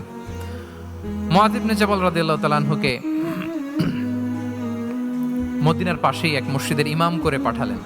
উনি ইমামতির দায়িত্ব পেয়ে একবার মাগরিবের নামাজে সূরা বাকারা তেলাওয়াত শুরু করলেন। কোরআনের সবচাইতে ছোট সূরা, তাই না? সূরাতুল বাকারা, হ্যাঁ, সবচেয়ে ছোট সূরা। তো ওনার হয়তো তেলাওয়াত করতে করতে একটা ইমোশন চলে আসছে, উনি তো সুরের ঝংকার দিয়ে তেলাওয়াত করতেছেন। এখন পিছনে যারা মুসল্লি ছিল এরা ছিল সব কৃষিজীবী সাহাবী। এরা কি ছিল? সারা দিন ওট দিয়ে, খেজুর গাছে পানি দিয়ে জান যায় কোনো রকম ফরজ পেরে যায় ঘুমাইতে হবে। এই সাহাবীরা যখন পিছনে দাঁড়াইছে আর উনি ধরছে কোন সূরা? আওয়াজ করে বলুন না একটু, সূরাতুল বাকারা। এখন ওনারা তো আর থাকতে পারে না, ওনার সাথে থাকতে না পারে এক সাহাবী নামাজ রেখে দিয়ে ডাইরেক্ট রাসূল সাল্লাল্লাহু আলাইহি ওয়াসাল্লামের কাছে, কারণ বড় হুজুর তো আছে মদিনায়। যে বিচার দিছে ইয়া রাসূলুল্লাহ, দেখেন এমন একজনকে ইমাম করে অ্যাসাইন করেছেন, উনি মাগরিবের সালাতে সূরা বাকারা পড়ে, আর আমরা হচ্ছি কৃষিজীবী শ্রমজীবী সাহাবী, আমাদের তো এত বড় কেরাতের সাথে জয়েন করা সম্ভব না। রাসূল সাল্লাল্লাহু আলাইহি ওয়াসাল্লাম রেগে গেলেন, চেহারাটা আগুনের গোলার মতো লাল হয়ে গেল। মুআয ইবনে জাবাল রাদিয়াল্লাহু তাআলা আনহুকে ডেকে পাঠালেন, ডেকে বললেন, আফাত্তানুন আনতা ইয়া মুআয, আফাত্তান, তুমি কি ফিতনা সৃষ্টি করতেছো? ওখানে পাঠাইছি কমিউনিটির ইউনিটি ধরে রাখার জন্য, তুমি ওখানে যে ফিতনা সৃষ্টি করতেছো। তুমি কি সাব্বিহ ইসমা রাব্বিকাল আ'লা এই সূরা তোমার মুখস্থ নাই? ওয়াদ-দুহা ওয়াল-লাইলি ইযা সাজা এটা পারো না? ওয়াশ-শামসি ওয়া দুহাহা এটা মুখস্থ নাই? তো তুমি কেন এই সূরাগুলো দিয়ে নামাজ পড়াও না? কেন পড়াও না? এরপর তিনি বললেন, যখন ইমামতির সুযোগ পাবে, সুযোগ পেয়ে লম্বা কেরাত ধরো না, ছোট্ট কেরাত দিয়ে নামাজ শেষ করো। কেননা তোমার পেছনে বয়স্করা আছে, মুরব্বীরা আছে, অসুস্থরা আছে। যাল হাজা, তার একটা জরুরি কাজ পড়ছিল, যাচ্ছিল, হঠাৎ মাগরিবের আজান, ভাবলো রাস্তার পাশে যেহেতু আজান দিছে নামাজটা পড়ে নেই। নামাজে ঢুইকা দেখছে আপনি সূরা বাকারা ধরছেন, তো বেচারা কি কাজ করবে না কি করবে? আর তার তো নিয়ত ছিল ফরজ নামাজটা পড়ি যে বাস ধরবো, এখন আপনি ধরছেন কোন সূরা? বাকারা। দেখেন রাসূল ইসলাম বললেন, যখন ইমামতির চান্স পাবে ছোট সূরা পড়বে, আর যখন তুমি একা পড়বে ফালিউতাউবিল মাশা, যত লম্বা করতে মনে চায় করো, রুকু করো লম্বা, সেজদা করো লম্বা, কেরাত করো লম্বা। রাসূল সাল্লাল্লাহু আলাইহি ওয়াসাল্লাম তো রাতে আধা ঘন্টা 40 মিনিট প্রথম রাকাতে কেরাত পড়তেন, এরপরে আবার 40 মিনিট রুকুতে থাকতেন, রুকু থেকে দাঁড়ায় আবার 40 মিনিট, আবার সেজদায় যেয়ে 40 মিনিট, এরপরে সেজদা থেকে 2 সেজদার মাঝখানে আবার 40 মিনিট, 2 রাকাত দিয়ে এরকম রাতও শেষ করে দিয়েছেন। তো আপনার লম্বা যদি পড়তে মনে চায়, আপনি তো আপনার ব্যক্তিগত নফল সালাতে এভাবে লম্বা করবেন। কিন্তু আমাদের হয়ে গেছে উল্টা, একাকী নামাজ, কোন রকম রুকু সেজদা, এরকম হয়ে গেছে না অনেকটা। কিন্তু ইমামতির সুযোগ পেলে মাশাআল্লাহ, আল্লাহু আকবার, এইবার শুরু হয়েছে শাইখ সুদাইসির কণ্ঠে এই লম্বা করে। এখন পেছনে মুসল্লিদের কি দশা, ওইটা আর আমরা খেয়াল করি না। আমাদেরকে অন্যের প্রতি সহানুভূতিশীল হতে শিখিয়েছে ইসলাম, কনসিডারেট হতে শিখিয়েছে, সুবিবেচক হতে শিখিয়েছে, যেটা রাসূল সাল্লাল্লাহু আলাইহি ওয়াসাল্লাম করেছেন। এবং রাসূল সাল্লাল্লাহু আলাইহি ওয়াসাল্লাম কোনো কাজে কাউকে পাঠালে ওনার বিখ্যাত সে বাণীটা বলে দিতেন যে ইয়াসসিরু ওয়ালা তুআসসিরু বাশশিরু ওয়ালা তুনাফিরু, সহজ করে উপস্থাপন করো, কঠিন করো না। সুসংবাদ দিও, মানুষকে দিন থেকে ভাগিও না। আমরা মানুষকে ভয় দেখাই, আমরা এত কঠিন করে ইসলামকে উপস্থাপন করি, মানুষ বলে আগে যেটা করতাম ওইটাই ভালো। তো আমরা যেন দিনকে কঠিন না করি, আমাদের কোনো অ্যাটিটিউডের কারণে যেন মানুষ ইসলাম থেকে ভেগে না যায়। আরেকটা উদাহরণ দেখুন, একবার মাগরিবের কিংবা এশার নামাজে রাসূল সাল্লাল্লাহু আলাইহি ওয়াসাল্লাম লম্বা সেজদা দিলেন। এত লম্বা সেজদা তিনি কখনো দেন না। নামাজ শেষে সাহাবারা জিজ্ঞেস করলেন, ইয়া রাসূলুল্লাহ, আপনি কি নামাজের মাঝখানে অসুস্থ হয়ে গেলেন নাকি? অথবা কোরআনের আয়াত নাজিল হলো নাকি, ওহী নাজিল হলো নাকি? রাসূল সাল্লাল্লাহু আলাইহি ওয়াসাল্লাম বললেন, কুল্লু যালিকা লাম ইয়াকুন ওয়ালাকিন নাবনি ইরতাহালানি ওয়া কারিহতু আন উআজ্জিলাহু হাত্তা ইয়াকদিয়া হাজাতাহ। বললেন না, অসুস্থ হই নাই, ওহীও নাজিল হই নাই। আমি যখন সেজদায় গিয়েছি, আমার দুই ছোট নাতি হাসান হোসেন আমার কাঁধের উপরে চেপে বসেছে। যতক্ষণ না ওরা খেলা শেষ না করে নিচে নেমেছে, আমি সেজদায় লুটিয়েছিলাম। নেমেছে, এরপরে মাথা উঠিয়েছি। আমার মাথা উঠানোর কারণে ওদের খেলার একটু ডিস্টার্ব হবে, এজন্য আমি আর সেজদা থেকে মাথা উঠাই নাই। সুবহানাল্লাহ পড়বেন না? দেখেন, নাতির খেলার যেন ডিস্টার্ব না হয়। পেছনের মহিলা সারির এক বোনের নামাজের সমস্যা হচ্ছে, এগুলো উনি খেয়াল করতেন, ছোট্ট ছোট্ট বিষয়গুলো উনি খেয়াল করতেন। এটাকে বলে কনসিডারেট মাইন্ডসেট। কি বলে? তাহলে আমরা অন্যের প্রতি যেন সহানুভূতিশীল হই, নাকি শুধু নিজেরটাই দেখবো? অন্যেরটা দেখার দরকার আছে না নাই বলেন? আচ্ছা, 8 নাম্বার হচ্ছে ট্রান্সপারেন্সি। খাবার ট্রান্সপারেন্সি মানে হচ্ছে স্বচ্ছতা। ওনার জীবনের চাইতে, ওনার বায়োগ্রাফির চাইতে স্বচ্ছ বায়োগ্রাফি আপনি পাবেন না। No public and private dividation. And in the long history of time, no one's life has been recorded more transparently than the life of Prophet Muhammad sallallahu alaihi wasallam. রাসূল সাল্লাল্লাহু আলাইহি ওয়াসাল্লামের চেয়ে বেশি পৃথিবীতে এমন সেকেন্ড কোন পারসন আপনি দেখাতে পারবেন না যার জীবনের সবকিছু রেকর্ডেড। সবকিছু রেকর্ডেড। এরকম আছে? ঘরে কি করেছেন, বাইরে কি করেছেন, স্ত্রীর সাথে কি করেছেন, বন্ধুর সাথে কি করেছেন, সাহাবাদের সাথে কি করেছেন, শত্রুর সাথে কি করেছেন, all R recorded.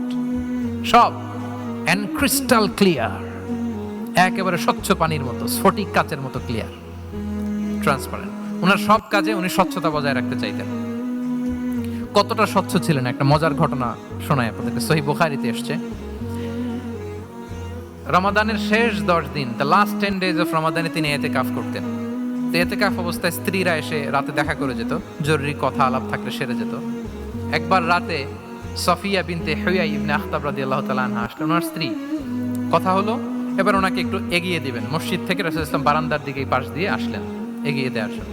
In the meantime, ভাই ভিডিও করবেন না, mobile should be in pocket. জি, বারবার বলবো না, পকেটে রাখবেন, অন্যদের ডিস্টার্ব হচ্ছে আমি দেখতেছি। হঠাৎ দুইজন আনসারী সাহাবী পাশ দিয়ে হেঁটে যাচ্ছেন। রাসূল সাল্লাল্লাহু আলাইহি ওয়াসাল্লাম আম্মাজানকে বিদায় দিবেন এখানে। হঠাৎ করে তিনি আওয়াজ করে বললেন, আলা রিসলিকুমা, এই দাঁড়াও। ওই সাহাবী দুইজন রাসূল সাল্লাল্লাহু আলাইহি ওয়াসাল্লামের সাথে কে এটা টের পায় নাই, বুঝতে পারে নাই। বোরকায় আবৃত কোন এক নারী দেখে, রাসূল আর ওই নারীকে দেখে তারা আরো দ্রুত গতিতে হাঁটতে শুরু করে দিয়েছে, আমরা চলে যাই এখান থেকে। দেখেন, রাসূল সাল্লাল্লাহু আলাইহি ওয়াসাল্লাম নিজের অবস্থানকে ট্রান্সপারেন্ট করার জন্য বললেন, আলা রিসলিকুমা, দাঁড়াও। দাঁড়ালেন। তখন রাসূল সাল্লাল্লাহু আলাইহি ওয়াসাল্লাম বললেন যে, ইন্নাহা উম্মুকুম সফিয়া, আমার পাশে যাকে দেখতে পাচ্ছো, বলে দেয়া ভালো যে সে কিন্তু অন্য কোনো নারী নয়, সে তোমাদের মা উম্মুল মুমিনিন সফিয়া। সাহাবারা বলে, সুবহানাল্লাহ ইয়া রাসূলুল্লাহ, ইয়া রাসূলুল্লাহ, এ কেমন কথা? আপনি কেন আমাদের কাছে জবাবদিহি করতে যাচ্ছেন বা ক্লারিফাই করছেন? আপনার পাশে কোনো নারী এত রাতে যদি দাঁড়িয়ে থাকে, তিনি তো আমাদের মাদের মধ্যে থেকেই তো একজন হবেন, কেন আপনি বলতেছেন? তখন রাসূল সাল্লাল্লাহু আলাইহি ওয়াসাল্লাম বললেন যে, না, ইন্না শাইতানা ইয়াজরি মিনাল ইনসানি মাজরাদ দাম, শয়তান মানুষের রগে রগে চলাচল করে। ওয়া ইন্নী খাশিতু আইয়ুকযিফা ফি কুলুবিকুমা শাররান, আরেক বর্ণনায় আছে শাইআন, আমার ভয় হয় হয়তো শয়তান কোনো সন্দেহের উদ্রেক তোমাদের হৃদয়ে ঢুকায় দিতে পারে। সুবহানাল্লাহ। এজন্য আমি ক্লিয়ার করে দিলাম, এটা আমার বউ, আমার স্ত্রী, তোমাদের মা সফিয়া। দুজন সাহাবী যদি চলে যায়, এমন হতেই পারতো বাড়িতে যে একজন আরেকজনকে জিজ্ঞেস করতে পারতো যে, আচ্ছা, নবীর পাশে যে কালো বোরকা পরা মহিলাটা ছিল, দেখছো না এটা কে? তখন একজন হয়তো বলতো, কে আর হবে, আমাদের মাই তো হবে, কোনো এক মা। আরেকজন বলবে, আমাদের উম্মুল মুমিনের কেউ ছিল নাকি অন্য কেউ? এরকম একটা হুট করে সন্দেহের উদ্রেক মাথায় আসতে পারে না যে ওনার স্ত্রী ছিল না অন্য কেউ ছিল? আসতে পারে কি পারে না বলেন? ওই সন্দেহের অবকাশটুকু রাসূল সাল্লাল্লাহু আলাইহি ওয়াসাল্লাম রাখেন নাই। উনি বলে দিলেন যে, এটা তোমাদের মা, এটা সফিয়া। এই সন্দেহের অবকাশের কোনো সুযোগ নাই।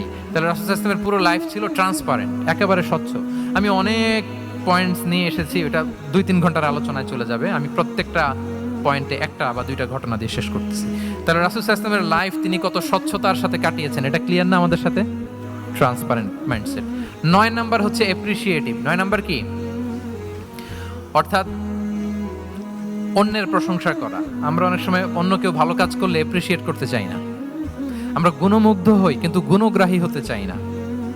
অন্যরে ক্রেডিট দিতে চাই না, তার ভালো কাজের স্বীকৃতি দিতে চাই না। হয়তো আমার দলের লোক না, বা আমার চিন্তার লোক না, বা আমার সার্কেলের লোক না, তার প্রশংসা করতে চাই না, তার গুণগ্রাহী হতে চাই না। এরকম মেন্টালিটি আমরা অনেকে ক্যারি করি না? রাসূল সাল্লাল্লাহু আলাইহি ওয়াসাল্লাম এটা করেননি। ভালো কিছু দেখলে মুসলিম হোক অমুসলিম হোক অ্যাপ্রিসিয়েট করতেন। Basically he develop the culture of appreciation. এটা আমাদের করতে হবে। আপনার ছেলে ভালো কিছু করেছে, অ্যাপ্রিসিয়েট করেন, ও কনফিডেন্স ফিরে পাবে। আপনার স্ত্রী ভালো রান্না করেছে, অ্যাপ্রিসিয়েট করেন, সে আনন্দিত হবে। আপনার বন্ধু ভালো কিছু একটা করেছে, তাকে ইন্সপায়ার করেন, অ্যাপ্রিসিয়েট করেন। রাসূল সাল্লাল্লাহু আলাইহি ওয়াসাল্লাম একবার এক বৈঠকে 8 জন সাহাবীকে 8টা কমপ্লিমেন্ট দিয়েছেন, 8টা অ্যাপ্রিসিয়েশন দিয়েছেন। তিনি বলেছেন, আরহাম উম্মতি বি উম্মতি আবু বকর। দেখেন, 8 জন সাহাবীর 8টা গুণের বর্ণনা দিচ্ছেন। তিনি বললেন, আমার উম্মতের মধ্যে সবচাইতে রহম দিলের সাহাবী হচ্ছে কে? সবাই বলুন তো কে? আবু বকর রাদিয়াল্লাহু তাআলা। এত রহম দিলের ছিলেন, উনি যখন আল্লাহ রাসূল সাল্লাল্লাহু আলাইহি ওয়াসাল্লামের ইন্তেকালের পরে মসজিদে নববীতে যখন নামাজে দাঁড়াতেন, কান্নার চোটে উনি কেরাতই পড়তে পারতেন না। কমপ্লেন করতো সাহাবারা যে আমরা তো কেরাত বুঝি না, একটু স্পষ্ট করে পড়েন, কান্না একটু থামান। কেন কাঁদতেন? কারণ উনি যখন নামাজে দাঁড়াতেন ওনার ফিলিংসটা হতো এরকম যে কাইফা আকুমু মাকামা রাসূলিল্লাহ, আমি রাসূলের জায়গায় কিভাবে দাঁড়াই? এখানে তো আমার রাসূল দাঁড়িয়ে ইমামতি করেছেন, আমি নবীর জায়গায় দাঁড়িয়ে কিভাবে নামাজটা পড়াই? এই অনুভব থেকে উনি যে কাঁদতে শুরু করতেন, এই কান্নার ধাক্কায় উনি আর তেলাওয়াতই আগাতে পারতেন না। আরহামু উম্মতি বি উম্মতি আবু বকর। আমার উম্মতের মধ্যে সবচাইতে রহম দিলের হচ্ছেন আবু বকর। ও আসাদ্দুহুম ফি আমরিল্লাহি উমর। দেখেন, প্রশংসা করতেছেন। আর আমার উম্মতের মধ্যে আল্লাহর দিন বাস্তবায়নে সবচাইতে কঠোর হচ্ছে ওমর। মুনাফিকরা ওনাকে জমের মতো ভয় পেত, ইভেন শয়তান ভয় পেত। রাসূল সাল্লাল্লাহু আলাইহি ওয়াসাল্লাম বলেন, ওমর তুমি যদি এই রাস্তা দিয়ে হাঁটো, শয়তান যদি দেখতে পায়, শয়তান এই রাস্তা রেখে দিয়ে অন্য কোনো রাস্তা থাকলে ওইটা দিয়ে হাঁটে। সুবহানাল্লাহ বিহামদিহি। আমাদের অনেক সময় এমন হয় না যে আমাদের বাচ্চারা, ছেলেমেয়েরা খেতে চায় না, আমাদের নাতি নাতনিরা খেতে চায় না, মায়েরা খাবার নিয়ে পেছনে পেছনে ঘুরে, আর তখন ভয় দেখায়, এই রাত্রিবেলা তাড়াতাড়ি খাও, ওই যে বাঘ আসবে বাঘ, বিড়াল আসবে বিড়াল, তাড়াতাড়ি না খেলে কিন্তু ভূত আসবে ভূত। এরকম বলেন আপনারা? বলেন না? এই দায়িত্ব তো আপনাদের কাঁধে থাকে না? তো ওই যে আমাদের বোনরা বলতে পারবে, বোনরা খাবার নিয়ে ঠিকই রাত্রিবেলায় বাচ্চাদের পেছনে পেছনে এরকম দৌড়াতে হয়। তো কি বলতে হয় যে এই ভূত আসলো ভূত, ওই যে বিড়াল আসলো বিড়াল, কুকুর আসলো, এগুলো বললে বাচ্চারা আবার ভয় পায়, তাড়াতাড়ি করে খায়। তো মদিনাতেও মদিনার বাচ্চারা খেতে চাইতো না। তো খেতে না চাইলে মায়েরা ভূত আসতেছে, ভাল্লুক আসতেছে, এগুলো না বলে বলতো, হা হুয়া ইয়াতি উমর, ইয়াতি উমর, তাড়াতাড়ি খাও তাড়াতাড়ি খাও, ওই যে ওমর আসতেছে ওমর। সুবহানাল্লাহি বিহামদিহি। ওয়া আশাদ্দুহুম ফি আমরিল্লাহি উমর। আল্লাহর দিন বাস্তবায়নে সবচাইতে কঠোর ছিলেন ওমর রাদিয়াল্লাহু তাআলা আনহু। ওয়া আসদাকুহুম হায়াআন উসমান। সবচেয়ে লাজুক সাহাবী ছিলেন উসমান রাদিয়াল্লাহু তাআলা আনহু। শুধু অর্থ বলে যাই। ওয়া আকরাউহুম লিকিতাবিল্লাহি উবাই ইবনে কাব। সবচেয়ে কোরআনের ভালো কেরাত পড়তে পারতেন উবাই ইবনে কাব। আফরাদুহুম যায়েদ ইবনে সাবিত। উত্তরাধিকার বন্টনের নীতিমালা, ফারায়েজের জ্ঞান ছিল যায়েদ ইবনে সাবিত রাদিয়াল্লাহু তাআলা। ওয়া আ'লামুহুম বিল হালালি ওয়াল হারামি মুআদ ইবনে জাবাল। এই উম্মতের হালাল হারামের স্পেশালিস্ট সাহাবী হচ্ছেন মুআদ ইবনে জাবাল। আলা ওয়া ইন্না লিকুল্লি উম্মাতিন আমিনান ওয়া আমিনা হাযিহিল উম্মাহ আবু উবাইদা ইবনুল জাররাহ। সব উম্মতের একজন বিশ্বস্ত লোক থাকে, এই উম্মতের সবচাইতে বিশ্বস্ত লোক হচ্ছে আবু উবাইদা ইবনুল জাররাহ। দেখেন, 8 জন সাহাবীর 8টা গুণের কথা বললেন। আচ্ছা, রাসূল সাল্লাল্লাহু আলাইহি ওয়াসাল্লাম যখন সাহাবীদের প্রশংসা করেছেন, ওই সাহাবীদের কেমন লেগেছে বলেন তো? ফিলিংসটা ভালো লেগেছে না? হৃদয়ে জুড়িয়েছে, ইন্সপায়ার্ড হয়েছেন, মোটিভেটেড হয়েছেন, আরো ভালোর প্রতিযোগিতা কি করে করা যায়। সাহাবীদের মধ্যে সবচাইতে সুরেলা গলার কণ্ঠের অধিকারী ছিলেন আবু মুসা আল-আশআরী রাদিয়াল্লাহু তাআলা।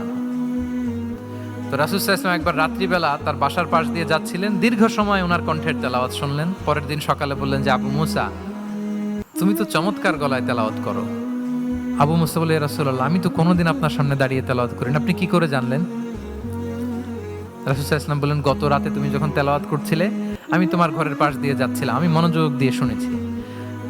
আবু মুসা বলে, ইয়া রাসূলুল্লাহ, আপনি আমার তেলাওয়াত শুনতেছেন, ওইটা জানলে তো আমি ফজর পর্যন্ত তেলাওয়াত চালিয়ে যেতাম, হাত্তাল ফাজার আমি তেলাওয়াত চালিয়ে যেতাম ইয়া রাসূলুল্লাহ। আল্লাহ রাসূল সাল্লাল্লাহু আলাইহি ওয়াসাল্লাম তখন বললেন, লাকাদ উতিতা মিজমারান মিন মাজামিরি আলি দাউদ। হে আবু মুসা, দাউদ আলাইহিস সালামের গলায় আল্লাহ তাআলা যেমনি সুরের ঝংকার দিয়েছেন, এই উম্মতের মধ্যে তোমার গলায় আল্লাহ সেই সুরের লহরী ঢেলে দিয়েছে। বলেন, এই অ্যাপ্রিসিয়েশন যখন রাসূলের মুখ থেকে পাইলো কেমন লাগবে ওনার? বলেন। এখানে ধরেন আপনি কেউ হাফেজে কোরআন, শেখ সুদাইস যদি বলে যে মাশাআল্লাহ মাশাআল্লাহ আনতা কারিউল কুররা, আপনাকে যদি এটা বলে কেমন লাগবে আপনার? হ্যাঁ, সারা দুনিয়া তো এটা বলে বেড়াবেন যে শেখ সুদাইস আমার রেসিটেশনের প্রশংসা করেছে, খাবার ইমাম আমার অ্যাপ্রিসিয়েট করেছে। আর স্বয়ং রাসূলুল্লাহ সাল্লাল্লাহু আলাইহি ওয়াসাল্লাম যখন বলে তোমার গলায় আল্লাহ সুরের ঝংকার ঢেলে দিয়েছে, তখন ওনার কেমন লেগেছে? এজন্য আপনার ছেলে মেয়ে স্ত্রী বন্ধু আপনার সার্কেলের কেউ কোনো ভালো কাজ করলে কৃপণতা করবেন না, অ্যাপ্রিসিয়েট করুন। রাসূল সাল্লাল্লাহু আলাইহি ওয়াসাল্লাম অ্যাপ্রিসিয়েশন আমাদেরকে শিখিয়েছেন। ইভেন মুখাইরেক নামে এক ইহুদি ছিল, মদিনার সব ইহুদিরা বিট্রে করেছে, কিন্তু এই মুখাইরেক নামে এক ইহুদি উহুদের যুদ্ধে মুসলিমদের পক্ষে লড়াই করে নিহত হয়েছে। সে তার কথা রেখেছে। মুসলিম সাহাবীদের শহীদদের লাশের সাথে যখন এই ইহুদি তার লাশও আনা হলো, রাসূল সাল্লাল্লাহু আলাইহি ওয়াসাল্লাম তার দিকে তাকায় বললেন, মুখাইরিক খায়রু ইয়াহুদ, Mukhayriq is the best among Jewish. তিনি বললেন, মুখাইরিক, এই পৃথিবীতে যত ইহুদি আছে এখানকার ইহুদিদের মধ্যে মুখাইরিক হচ্ছে সবচেয়ে শ্রেষ্ঠ ইহুদি। দেখেন, মুখাইরিক কোন ধর্মের ছিলেন? মুসলিম নাকি? কোন ধর্মের? ইহুদি হওয়ার পরেও তাকে অ্যাপ্রিসিয়েশন করতে রাসূল সাল্লাল্লাহু আলাইহি ওয়াসাল্লাম ভুলেন নাই। তাহলে আমরা যেন অ্যাপ্রিসিয়েটিভ মাইন্ডসেটের অধিকারী হই। কটা গেল? 10 নম্বরে হচ্ছে ফ্লেক্সিবল। 10 নম্বরে কি? ফ্লেক্সিবল, মানে কোনো বিষয়ে খুব অনড় হয়ে থাকা, এটা রাসূল ইসলাম ছিলেন না, ফ্লেক্সিবল ছিলেন। আমরা অনেক সময় বলি না যে ভাই আপনি কি 9টায় আসতে পারবেন না 10টায়? বলে আম ফ্লেক্সিবল উইথ দিস, মানে যেটা বলবেন আমার সমস্যা। এরকম ইজি গোয়িং ছিলেন উনি, গো ধরে থাকতেন না, যে কোনো পরিস্থিতিকে সামলে নিতেন। ফ্লেক্সিবল হচ্ছে যে কোনো পরিবেশ পরিস্থিতির সাথে নিজেকে মানিয়ে নেওয়া, খাপ খাওয়া, নিজেকে সামলে নেওয়া, সলিউশন বের করে ফেলা, এটা রাসূল সাল্লাল্লাহু আলাইহি ওয়াসাল্লামের ছিল। এটাকে বলে ফ্লেক্সিবল মাইন্ডসেট। নাজরানের 60 জন খ্রিস্টান পাদ্রী এসেছিল মদিনায় দেখা করতে। কোন ধর্মের? খ্রিস্টান। সবাই আওয়াজ করে বলুন, কোন ধর্মের? খ্রিস্টান। এখন এত মানুষকে সম্মানিত মেহমান উনি কোথায় বসতে দিবেন? পরামর্শ করলেন কোথায় বসতে দেওয়া যায়। এক সাহাবী বলে, আমার কাছে কিছু খেজুর পাতা আছে, ওটা বিছায়া একটা জায়গা করি, ওখানে বসি। রাসূল ইসলাম বললেন, না, দামি মেহমান, এটা হয়। আরেকজন বলে, বিকেল বেলায় তো সূর্য পড়ে যাবে, পাহাড়ের ছায়ায় উহুদ পাহাড়ের ওই পাশে যেয়ে বসি। রাসূল ইসলাম বললেন, না, এটাও তো হয় না। বলতে বলতে ওই 60 জন পাদ্রী চলেই আসছেন এই মানে বিদেশি মেহমান, ফরেন ডেলিগেশন। কি করবেন? রাসূল ইসলাম 60 জনকে মসজিদে নববীর ভেতরে নিয়ে বসালেন। সুবহানাল্লাহ পড়তে পারলেন না? মসজিদে নববীর ভেতরে বসালেন। এবং সিরাতে ইবনে ইসহাকে এসেছে যে তখন ওদের আবার ইবাদতের সময় হয়েছে। রাসূল ইসলাম তাদেরকে ইবাদতের সুযোগ দিয়েছেন। তাদের কিবলা পূর্ব দিকে, তারা পূর্ব দিকে হয়ে 60 জন ওখানে ইবাদত করেছে, তাদের ধর্ম রীতি অনুযায়ী সালাত আদায় করেছে। দেখেন কতটা ফ্লেক্সিবল ছিলেন রাসূল সাল্লাল্লাহু আলাইহি ওয়াসাল্লাম। ফজরের সালাতের পরে ঘরে ঢুকেই আম্মা জান আয়েশাকে জিজ্ঞেস করতেন, কোনো খাবার আছে? আম্মা জান আয়েশা যদি বলতেন আছে, তিনি সেটা খেতেন। কোনোদিন যদি বলতেন না ইয়া রাসূলুল্লাহ, ঘরে তো খাবার নাই, তখন রাসূল সাল্লাল্লাহু আলাইহি ওয়াসাল্লাম বলতেন, ফা ইন্নী সাইম, অসুবিধা নাই, খাবার যেহেতু নাই আমি রোজা রেখে দিলাম। কত ইজি গোয়িং। আচ্ছা, আমরা হলে কি করতাম বলেন তো? ফজরের পরে ঘরে গেছেন, আপনি বড় সাহেব না, এবার যাওয়ার পরে জিজ্ঞেস করছেন কি আছে, খাবার দাও। যদি বলে ঘরে কিছু নাই, কি বলবেন? দেখি কয়েকটা উত্তর আসুক। ফজরে মসজিদে অনেক কিছু করে টোরে ক্ষুধা পেটে ঘরে গেলেন, যে বললেন যে টেবিলে বসে বললেন যে খাবার দাও, এখন বলে যে কিছু নাই ঘরে, কি উত্তর আসবে? এখান থেকে একটা উত্তর আসুক, বলেন কি বলবেন? হ্যাঁ, খবর আছে? এই তো, এদিকে বলেন, আপনি কি বলবেন? আপনারা আলহামদুলিল্লাহ বলে না, কিন্তু বাসায় বলে না। পিছনে ভাবিরা আছে, এখন কিন্তু রিপোর্ট নেওয়া যাবে সহজে। তো যদি আমরা আলহামদুলিল্লাহ বলি, that is called easy going and flexible mindset. এটাই হওয়া উচিত। খাবার থাকলে খেতেন, না থাকলে বলতেন okay I am fasting, it's not a big deal, ফা ইন্নী সাইম, যেহেতু নাই কি আর করবো, আমি রোজা রেখে দিলাম। এরকম ইজি গোয়িং ছিলেন। দেখেন, his life was so simple but so special. হ্যাঁ, মুহাম্মদ সাল্লাল্লাহু আলাইহি ওয়াসাল্লাম। তাহলে ফ্লেক্সিবল ছিলেন। কয়টা গেল? আর কয়টা বাকি? আচ্ছা, 5 মিনিটে শেষ করে দেই। 11 নাম্বার হচ্ছে অপটিমিস্টিক মাইন্ডসেটের অধিকারী ছিলেন। অপটিমিস্টিক, পেসিমিস্টিক ছিলেন না, মানে ইতিবাচক চিন্তা করতেন সবসময়। সবসময় কি চিন্তা করতেন? আপনি আজকের এই হলরুমের কিছু কয়েকটা পজিটিভ দিক বলেন, তখন আপনি কিন্তু কয়েকটা পয়েন্ট বের করতে পারবেন যে এটা ছিল একটা ইতিবাচক দিক, এই প্রোগ্রামের এটা ছিল একটা পজিটিভ দিক। তো রাসূল সাল্লাল্লাহু আলাইহি ওয়াসাল্লাম ওই পজিটিভ দিকগুলোতে ফোকাস করতেন। হ্যাঁ, come back positive, not go back negative. রাসূল সাল্লাল্লাহু আলাইহি ওয়াসাল্লামের কাছে এসে যদি কেউ বলতে, ইয়া রাসূলুল্লাহ আমি খুব অসুস্থ, আমি খুবই অসুস্থ, রাসূল সাল্লাল্লাহু আলাইহি ওয়াসাল্লাম কি বলতেন জানেন? জি, রাসূল সাল্লাল্লাহু আলাইহি ওয়াসাল্লাম বলতেন লা বাসা আলাইকা তুহুরুন ইনশাআল্লাহ। ইয়া রাসূলুল্লাহ আমি অসুস্থ। রাসূল সাল্লাল্লাহু আলাইহি ওয়াসাল্লাম বলতেন আরে don't worry, it will cleanse up you from your sins if Allah wish. ইনশাআল্লাহ এতে তোমার যে গুনাহ টুনা আছে, পাপ আছে, এই পাপগুলোকে আল্লাহ তাআলা এই অসুস্থতা দিয়ে মোচন করে দিচ্ছেন। পড়েন সুবহানাল্লাহ। তাহলে আপনি অসুস্থতার মধ্যে একটু হালকা হলেন না, যে জ্বরে ভুগতেছি কিন্তু এই জ্বরে নাকি আমার গুনাহ মাফ হয়ে যায়। পেটের ব্যথায় আক্রান্ত, মাথা ব্যথায় আক্রান্ত, কিন্তু এটাতে নাকি আল্লাহ আমার পাপ মোচন করে দেয়, তাহলে একটু ভালো লাগবে না? তাহলে দেখেন, একটা কঠিন পরিবেশকে রাসূল সাল্লাল্লাহু আলাইহি ওয়াসাল্লাম সহজ করতেন। অসুস্থ শুনলেই লা বাস তুহুরুন ইনশাআল্লাহ, আর কিছু হবে না, আল্লাহ তোমার গুনাহ মাফ করে দিচ্ছে। অসুস্থ ব্যক্তি দেখলেই মাথায় হাত দিয়ে দোয়া করতেন, আল্লাহুম্মা রাব্বান নাস আযহিবিল বাস ইশফি আনতাশ শাফি লা শিফাআ ইল্লা শিফাউক শিফাআন লা ইউগাদিরু সাকামা। উজ্জীবিত হয়ে যেত অসুস্থ ব্যক্তি। আমরা কি করি? কাউকে অসুস্থ দেখলে, রোগাক্রান্ত দেখলে, ওই রোগে সবচাইতে কষ্ট পেয়ে যে মারা গেছে তার ঘটনা বলা শুরু করি। হায় রে ভাই, আপনার ক্যান্সার, আমার এক খালা ছিল ক্যান্সারের 4th স্টেজে চলে গেছিল, 14টা কেমো দেয়া লাগছে, এই যে ফিরিস্তি একেবারে ওনার দাফন কাফন পর্যন্ত। এখন বলেন, ওই লোক যাও সুস্থ ছিল, এখন আর সুস্থ থাকবে? কথা বলেন, থাকবে? একটা দিব্যি সুস্থ মানুষকে যদি আপনি বলেন ভাই আপনাকে দেখতে কেমন যেন একটু রোগা রোগা লাগতেছে, অসুস্থ নাকি? এরপরে প্ল্যান করে ধরেন আপনি বললেন, উনি আবার ওদিকে যাওয়ার পরে আরেকজনকে প্ল্যান করে বলতে বললেন, বললো ভাই ব্যাপার কি, চেহারাটা কেমন শুকনা শুকনা। এরকম 5 জন বলার পরে ওই বিকেলে কাঁথা গায়ে দিয়ে শুয়ে ফেলবে বিছানায়। তো আপনি অসুস্থ এমনি বানাই ফেলছেন। কিন্তু রাসূলুল্লাহ সাল্লাল্লাহু আলাইহি ওয়া আলিহি ওয়াসাল্লাম উনি বলতেন লা বাস আলাইক তুহুরুন ইনশাআল্লাহ, আরে সুস্থ হয়ে যাবা। এজন্য দেখতে গেলে আপনি উৎসাহিত করবেন, বলবেন আরে ভাই আপনারা তো খুব সুস্থ লাগতেছে। কে বলছে আপনি অসুস্থ? অসুস্থতার কোনো ছোঁয়াই তো আপনার মধ্যে নাই। হ্যাঁ, you are looking very fine, চমৎকার লাগতেছে আপনার, কে বলছে? তো ভালো হয়ে যাচ্ছেন। এটা বললে উনি আশা পায়। আর আপনি যদি ওই রোগে সবচেয়ে কষ্ট পেয়ে যে মারা গেল, এই ঘটনা যদি ওনারে শোনান, উনি বাঁচবে বলেন? তাহলে আমরা মানুষকে উৎসাহিত করব, অপটিমিস্টিক হব, পেসিমিস্টিক হব না। এবার বলুন, হুনাইনের যুদ্ধে, কুইজ, হুনাইনের যুদ্ধ কত হিজরিতে হয়েছিল? কত? সপ্তম, অষ্টম? হ্যাঁ, মাত্র 2-4 জন বলতেছে। আমাদের ওই যে হাসানা ফাউন্ডেশনের একটা সিরা অলিম্পিয়াড চলতেছে, এটাতে অংশগ্রহণ করতে হবে আপনাদের। আমরা প্রতিদিন একটা করে কুইজ জানান দিচ্ছি মানুষদেরকে, একেবারে সব মুখস্থ হয়ে যাবে ইনশাআল্লাহ। তাহলে অষ্টম হিজরিতে হাওয়াজিন বনু সাকিব গোত্রের বিশাল ব্যাটালিয়ন নিয়ে ওরা আসছে, এবং ওরা আসছে যে আমরা শুধু একা যাব না, আমাদের স্ত্রী বাচ্চা কাচ্চা, আমাদের যার ঘরে যত সম্পদ আছে সব নিয়ে মরুভূমিতে যাব। এটা নিয়ে যাব কেন?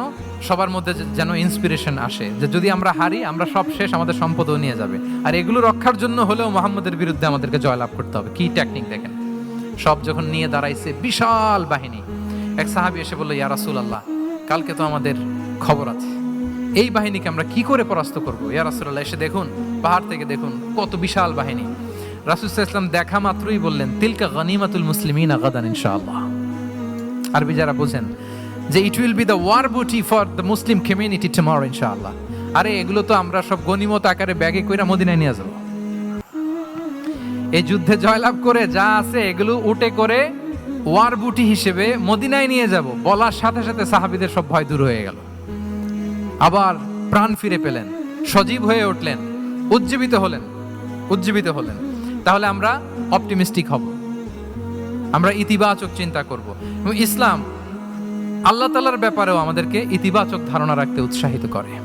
হাদিসে কুদসিতে আল্লাহ বলেন, আনা ইনদা যান্নি আবিদি বি, আমার বান্দার নিকট আমি তেমন, আমার বান্দা আমার ব্যাপারে ঠিক যেমন ধারণা করে। আপনি যদি ধারণা করেন আল্লাহ দয়ালু, ঠিকই আল্লাহ তাআলাকে দয়ালু পাবেন। এখন বলেন আল্লাহর ব্যাপারে কার ধারণা কেমন? আল্লাহ তাআলা খুব প্রতিশোধ পরায়ণ না? প্রচন্ড রাগী, আমাদের সবাইকে জাহান্নামে দেওয়ার জন্য বসে আছেন না? তাহলে কি ধারণা বলেন তো? তিনি দয়াময়, তিনি মেহেরবান, তিনি আমাদেরকে অবশ্যই ক্ষমা করবেন, ঠিক কিনা বলেন? এই বিশ্বাস আল্লাহর প্রতি আমাদের সবার আছে তো? এই বিশ্বাস যদি থাকে, ঠিকই আল্লাহ তাআলাকে রহমান রাহিম হিসেবেই আপনি পাবেন। তাহলে আওয়াজ করে বলুন তো, এই নবরাত্রি হলকে উচ্ছ্বসিত করে আওয়াজ করে বলেন, আমরা সবাই অপটিমিস্টিক হব না প্যাসিমিস্টিক? অপটিমিস্টিক, ইতিবাচক হব। রাসূল সাল্লাল্লাহু আলাইহি ওয়াসাল্লাম অপটিমিস্টিক মাইন্ডসেটের অধিকারী ছিলেন। কয়টা গেল? লাস্ট হচ্ছে রেজিলিয়েন্ট। শেষ। I am going to conclude my speech today. Resilient হচ্ছে যাকে থামানো যায় না, আনস্টপেবল। সংকট কাটিয়ে ঘুরে দাঁড়ানোর সামর্থ্য যার থাকে তাকে বলে রেজিলিয়েন্ট। লেগে থাকার মানসিকতা, টিকে থাকার যোগ্যতা, সহজে হার না মানার যে অ্যাটিটিউড, এটাকে বলে রেজিলিয়েন্ট মাইন্ডসেট। রাসূল সাল্লাল্লাহু আলাইহি ওয়াসাল্লামকে আল্লাহ তাআলা এই মাইন্ডসেট দিয়েছিলেন। ওনাকে হারাইতে পারছে কেউ? জীবনের সাথে এটা সেট করে নেন যে আমি কখনো হারি না, আমি হয় জিতি নয় শিখি। আমি কখনো হয় জিতি নয় শিখি। এই মাইন্ডসেট যদি গ্রো করেন, আপনার হারাইতে পারবে কেউ? পারবে না। রাসূল সাল্লাল্লাহু আলাইহি ওয়াসাল্লাম he was unstoppable, having unbelievable সাবর। ধৈর্যের পাহাড় নিয়ে, আনস্টপেবল অ্যাটিটিউড নিয়ে তিনি শুধু সামনে গিয়েছেন, পেছনে যান নাই কখনো। সীমাহীন কষ্ট আর সংগ্রামের মধ্য দিয়ে গিয়েছেন, থামাতে পারে নাই ওনাকে কেউ পারে নাই। ইয়াতিম হিসেবে জন্মগ্রহণ করলেন, পৃথিবীর আলো দেখবার আগে বাবাকে হারালেন, ছোট বয়সে মাকে হারালেন, পরে দাদাকে হারালেন, এরপর চাচাকে হারালেন। শিয়াবে আবি তালেবে জেল খেটেছেন 3 বছর। Physical torture, mental torture, life threat, হত্যা করার ষড়যন্ত্র হয়েছে। আল্লাহ তাআলা বলেছেন আজ রাতে হিজরত করো। ব্ল্যাক ম্যাজিক করা হয়েছে। লাবিদ ইবনুল আ'সাম, এক ইহুদিদের মিত্র, ওনাকে ব্ল্যাক ম্যাজিক করেছে। মারার জন্য খাদ্যে বিষ মিশিয়ে দেয়া হয়েছিল। বাজুর মাংস, খাসির বাজুর মাংস পছন্দ করতেন। খাইবারের এক ইহুদি নারী এই ছাগলের এই মাংসের মধ্যে বিষ দিয়েছিলেন। ইহুদিদের পক্ষ থেকে betray, treachery, conspiracy and what not, কি বাকি ছিল বলেন? ষড়যন্ত্রের এমন কোন ধরন ছিল না যেটা তারা বাকি রেখেছে। কিন্তু রাসূল সাল্লাল্লাহু আলাইহি ওয়াসাল্লামকে কি থামানো গিয়েছিল? বলেন, থামানো গিয়েছিল? গোটা বিশ্বব্যাপী উনি ছড়িয়ে দিয়েছিলেন লা ইলাহা মুহাম্মাদুর, so nothing can stop him. করার আমাদের যে লক্ষ্য, ওই লক্ষ্য পানে আমরা পৌঁছবই, আমাদেরকে কোনো কিছু থামাতে পারবে না ইনশাআল্লাহ। বলেন, আমরা আমাদের লক্ষ্য পানে, মানজালে মাকসাদে দৌড়ে দৌড়ে যাব। আমাদেরকে থামিয়ে দেয়া হলে আমরা হাঁটতে থাকব, সেখানে আমাদেরকে আঘাত করা হলে আমরা হামাগুড়ি দিয়ে সামনের দিকে যেতে থাকব, সেখানেও থামিয়ে দেওয়ার চেষ্টা করা হলে আমরা আমাদের মঞ্জিলে মাকসুদের দিকে অপলক নেত্রে চেয়ে থাকব। আমাদেরকে কেউ থামাতে পারবে? রেজিলিয়েন্ট, অনর, অটল, আনস্টপেবল, এই মাইন্ডসেটের অধিকারী ছিলেন। ফলেই তিনি লা ইলাহার বাণীকে গোটা বিশ্বে ছড়িয়ে দিতে পেরেছেন। তাহলে আমরা রেজিলিয়েন্ট হতে চাই কি চাই না বলেন? হতে চাই। সম্মানিত সুধী, মোট কয়টা মাইন্ডসেট জানলাম? নববী মনস্তত্ত্ব, সিরাতের আয়নায়, prophetic mindset through the lens of সিরা। মোট কয়টা জানলাম? 12টা। এগুলো কি আমরা নিজেদের মধ্যে ধারণ করতে পারবো ইনশাআল্লাহ? কারণ রাসূল সাল্লাল্লাহু আলাইহি ওয়াসাল্লাম আমাদের জন্য যা নিয়ে এসেছেন ওইটাই আমাদের আঁকড়ে ধরতে হবে। যেটা বারণ করেছেন ওইটা থেকে আমাদের দূরে থাকতে হবে। যে আয়াত দিয়ে শুরু করেছিলাম সূরা হাশরে, রমা আতাকুমুর রাসূলু ফাখুযুহু ওয়া মা নাহাকুম আনহু ফানতাহু। নবী যা এনেছে ধরো, নবী যা বারণ করেছে সেগুলো ছেড়ে দাও। আমরা আল্লাহ তাআলার কাছে কামনা করি আমার নবী ওনার যে থট প্রসেসকে ডেভেলপ করেছেন, ওনার যে অ্যাপ্রোচ এন্ড মাইন্ডসেটকে ডেভেলপ করেছেন, আমরাও যেন আমাদের মাইন্ডসেটকে ঠিক ওইভাবে করতে পারি। আমাদের রাসূল সাল্লাল্লাহু আলাইহি ওয়াসাল্লাম যেভাবে চিন্তা করতেন, আমাদের ভাবনা এবং চিন্তার আঙ্গিনাও যেন ঠিক সেই রকম হয়। আমরা সবাই পড়ি আমিন। তার মাইন্ডসেট হবে আমাদের মাইন্ডসেট। কি বলেন? পারা যাবে তো ইনশাআল্লাহ? তাহলে কয়টা মাইন্ডসেটের কথা বলেছি? কয়টা বলতে পারবেন? কয়টা দেখি। 1 নম্বরে কি ছিল? God centric. 2 নম্বরে ভিশন ওরিয়েন্টেড। 3 নম্বরে উইজডম ড্রিভেন। 4 নম্বরে reform centric. 5 number open minded. 6 number entrepreneur. 7 number considerate. 8 number transparent. 9 number appreciative, 10 number flexible, 11 number optimistic এবং 12 নাম্বার রেজিলিয়েন্ট। এটা ছিল রাসূল সাল্লাল্লাহু আলাইহি ওয়াসাল্লামের মাইন্ডসেট। এই মাইন্ডসেট দিয়ে যদি আমরা আমাদের মাইন্ডসেটকে সাজাতে পারি, আমাদের সফলতা দুনিয়া এবং আখিরাতে কেউ ঠেকাতে পারবে। আল্লাহ তাআলা আমাদের সবাইকে কথাগুলো বোঝার ও আমল করার তৌফিক দান করুক।